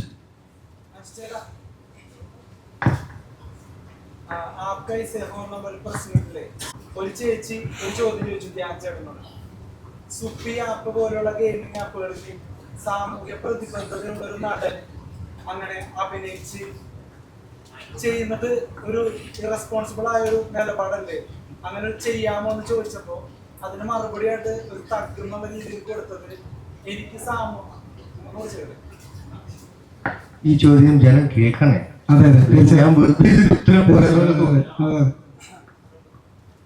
അജിത് ചേട്ടാ, ആപ് കൈസേ ഹോ എന്ന മൂവിയുടെ ഒരു പ്രസ് മീറ്റ് നടന്നിരുന്നു. ആ പ്രസ് മീറ്റ് സമയത്ത് ഒരു ചേച്ചി ധ്യാൻ ശ്രീനിവാസനോട് ഒരു ചോദ്യം ചോദിച്ചു. ഈ സുപ്പി ഗെയിമിംഗ് ആപ്പ് പോലുള്ള ആപ്പുകളെ പ്രൊമോട്ട് ചെയ്യുന്ന പരസ്യത്തില് എന്തിനാണ് അഭിനയിക്കുന്നത്? ഒരു സാമൂഹ്യ പ്രതിബദ്ധതയുള്ള ഒരു നടനല്ലേ എന്നൊരു ചോദ്യം ചോദിച്ചപ്പോ അതിന് ധ്യാൻ ചേട്ടൻ കൊടുത്ത മറുപടി വളരെ തഗ്ഗായിട്ടുള്ള രീതിയിൽ എനിക്ക് സാമൂഹ്യ പ്രതിബദ്ധത ഇല്ല എന്നാണ്. അപ്പോൾ നമ്മളൊരു സമൂഹത്തിൽ ജീവിക്കുമ്പോൾ, ഒരു സൊസൈറ്റിയിൽ ജീവിക്കുമ്പോൾ എനിക്ക് സോഷ്യൽ കമ്മിറ്റ്മെന്റ് ഇല്ല എന്ന് പറയുന്നത് ഒരു സോഷ്യൽ ക്രൈം അല്ലേ? ശരിക്കും പറഞ്ഞാൽ എങ്ങനെ അത് പറയാൻ സാധിക്കുന്നു? ഒരു തമാശ രൂപത്തിലാണെങ്കിൽ കൂടി. ഈ ഇതേപോലത്തെ ഉള്ള ഗെയിംസ് എൻഡോസ് ചെയ്തിട്ട് ഒരിക്കൽ നല്ല ക്രിറ്റിസിസം കിട്ടിയിട്ടുള്ള ഒരാളാണ് ഞാൻ കോവിഡ് ടൈമിൽ. അതിനെക്കുറിച്ച് അഭിപ്രായം പറയാൻ എനിക്ക് ഇതില്ല. പക്ഷെ അന്ന് ഞാനത് തിരുത്തി, ഞാൻ അതിന് ആ മാസം തന്നെ വിഡ്രോ ചെയ്തു, ആ എഗ്രിമെന്റ് ബ്രീച്ച് ചെയ്തു. ധ്യാൻ പറഞ്ഞത് 100% അയാളുടെ ജെനുവിൻ അഭിപ്രായമാണെന്ന് ഞാൻ അതിലൂടെ ട്രാവൽ ചെയ്ത ഒരു ഫ്രണ്ടെന്നും ഒരു കോ ആക്ടറെന്നും പാർട്ട്ണറെന്നും പ്രൊഡക്ഷൻ ഹൗസിൽ ഇത് വെച്ചുകൊണ്ട് ഞാൻ വിശ്വസിക്കുന്നില്ല. കാര്യം അത് ആ സമയത്തെ പുള്ളിയുടെ കൗണ്ടറിലെ ഒരു തമാശയ്ക്ക് കൈയടി, ഇപ്പോഴത്തെ അതിൻ്റെ റിയാലിറ്റി മനസ്സിലാക്കാത്ത അന്ന് കൈയടിച്ചവർ കൈയടിക്കുന്നുള്ള വിശ്വാസത്തിലാണ്.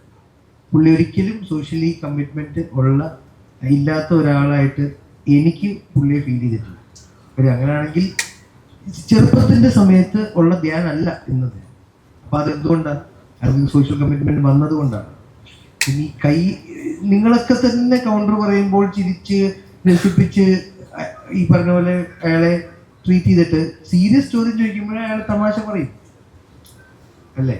അതപ്പോൾ പറയണം, അതിന് വ്യക്തമായ ഉത്തരവാണ് വേണ്ടിയിരുന്നെങ്കിൽ ഒരിക്കലും അവിടെ വെച്ചുള്ള ചോദ്യം അല്ലെങ്കിൽ ആ ഒരു സിനിമ പ്രൊമോഷൻ ഇടയിലല്ലായിരുന്നു ആ ചോദ്യം. നേരത്തെ മറ്റേ ടോപ്പിക് പോലെ തന്നെ. പക്ഷെ എൻ്റെ പേഴ്സണൽ ടേക്ക് ഇതാണ്, എന്ത് കാര്യവും നമ്മളുടെ സമൂഹത്തിൽ റോങ് ആയിട്ടൊരു ഇൻഫ്ലുവൻസ് ചെയ്യുവാണെങ്കിൽ ബീങ് എൻ ആക്ടർ, പ്രേക്ഷകരെ അവരുടെ കാശിൽ ജീവിക്കുന്ന ഒരു വ്യക്തി എന്നുള്ള നിലയിൽ എനിക്ക് അവരോടൊരു റെസ്പോൺസിബിലിറ്റി ഉണ്ട്. ഇത് ഞാനും ആ ഗെയിം കഴിഞ്ഞ് എനിക്ക് ഇതേപോലെ അഡ്വൈസൊക്കെ കിട്ടിയിട്ട് ഞാൻ തിരിച്ചറിഞ്ഞാണ്. ഓക്കെ, പക്ഷെ ഞാൻ മനസ്സിലാക്കുന്നു അത് സത്യമാണ്. പ്രത്യേകിച്ച് ഇപ്പം ഞാൻ സിനിമകൾ വളരെ ചൂസ് ചെയ്തെടുക്കാൻ തുടങ്ങിയോടെ അങ്ങനത്തെ നല്ല ഓഫേഴ്സ് വരുമ്പോൾ നമുക്ക് എടുക്കാൻ ഭയങ്കര ടെംപ്റ്റേഷൻസ് വരും.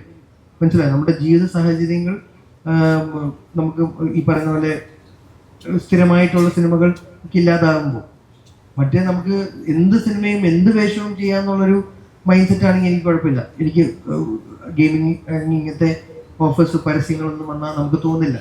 പക്ഷെ അല്ലെങ്കിൽ തീർച്ചയായിട്ടും മനുഷ്യനല്ലേ, നമുക്ക് തോന്നും. പക്ഷെ അതിന് ഇങ്ങനത്തെ റോങ് ഇൻഫ്ലുവൻസ് ആണെങ്കിൽ അവോയ്ഡ് ചെയ്യുക, വേറെ ഇപ്പോൾ വഴിയില്ല, എന്ത് ചെയ്യാൻ പറ്റില്ല. ഇപ്പോൾ സോഹൻ സീനിൽ ചേട്ടൻ പറഞ്ഞു.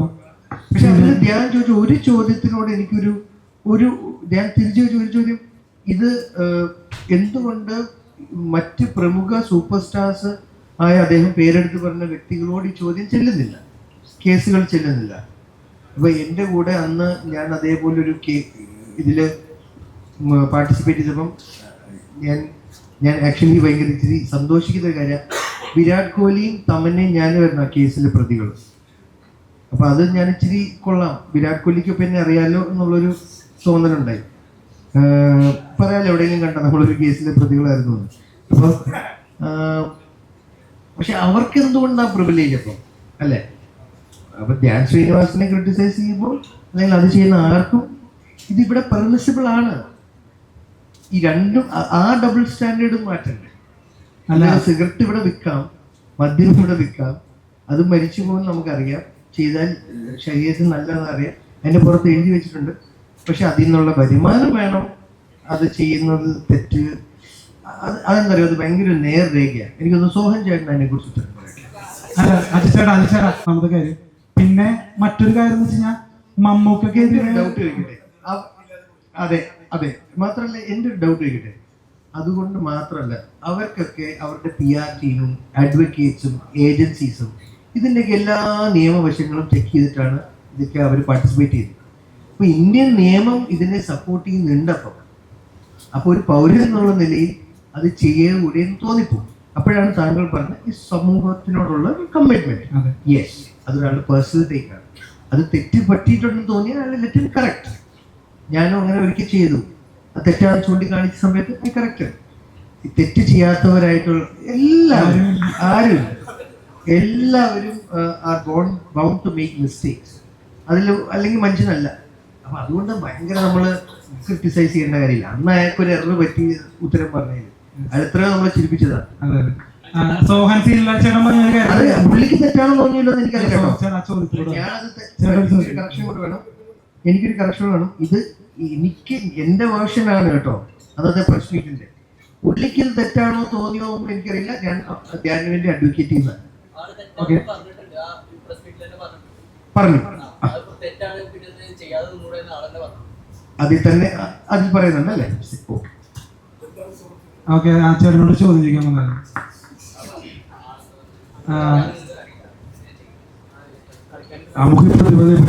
എനിക്ക് കുറച്ച് കൂടുതലാണ്. അല്ലല്ല ചേട്ടനല്ല, അതായത് ഇപ്പോ ചേട്ടൻ പറഞ്ഞു സിനിമകള് കണ്ടിട്ടാണ് ഒരു മനുഷ്യൻ ഇങ്ങനെയൊക്കെ ചെയ്യുന്നതെന്ന് വിശ്വസിക്കുന്നില്ല എന്നുള്ളത്. അപ്പോ മനുഷ്യനെ ഇൻഫ്ലുവൻസ് ചെയ്യാൻ പറ്റാത്ത ഒരു മാധ്യമമാണ് സിനിമ എന്നാണോ എൻ്റെ അർത്ഥം? മനുഷ്യനെ ഏറ്റവും കൂടുതൽ ഇന്ന് ഇൻഫ്ലുവൻസ് ചെയ്യാൻ സാധിക്കുന്ന ഒരു മീഡിയയാണ് സിനിമ. പക്ഷേ നമ്മളെല്ലാവരും ഈ സിനിമ കണ്ടതാണ്. എത്രയോ ലക്ഷക്കണക്കിന് പ്രേക്ഷകർ ഈ സിനിമ കണ്ടതാണ്.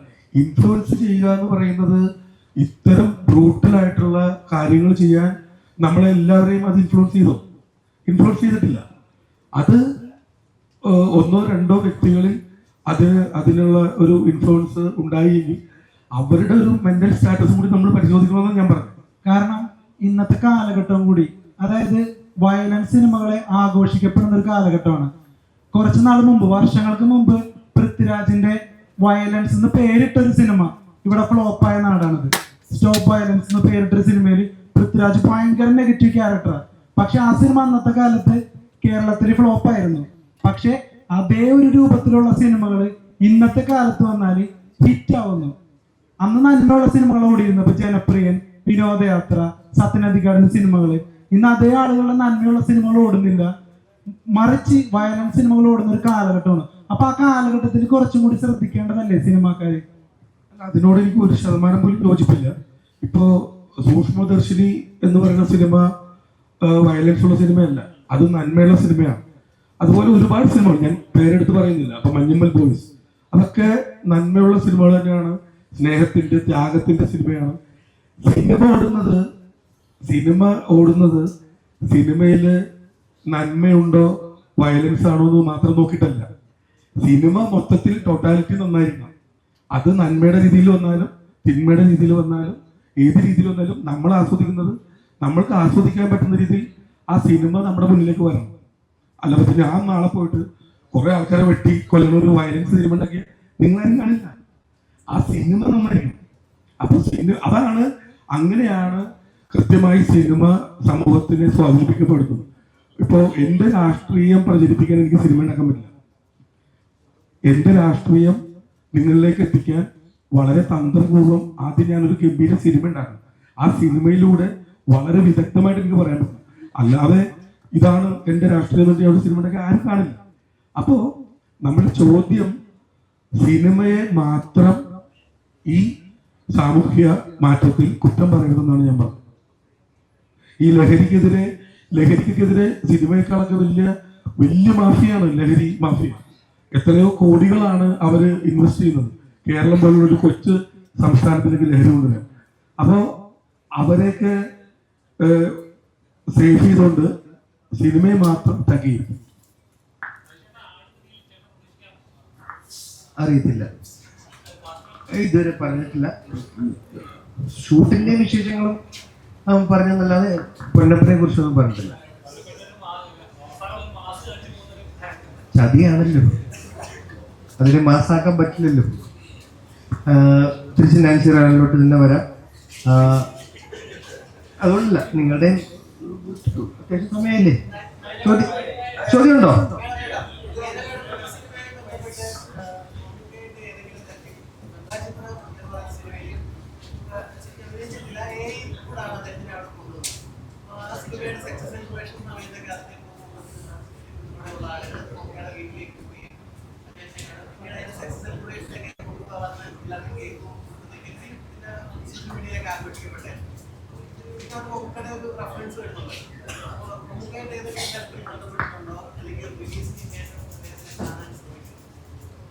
മമ്മൂക്കയായിട്ട് ബന്ധപ്പെട്ടിട്ടുണ്ട് തീർച്ചയായിട്ടും.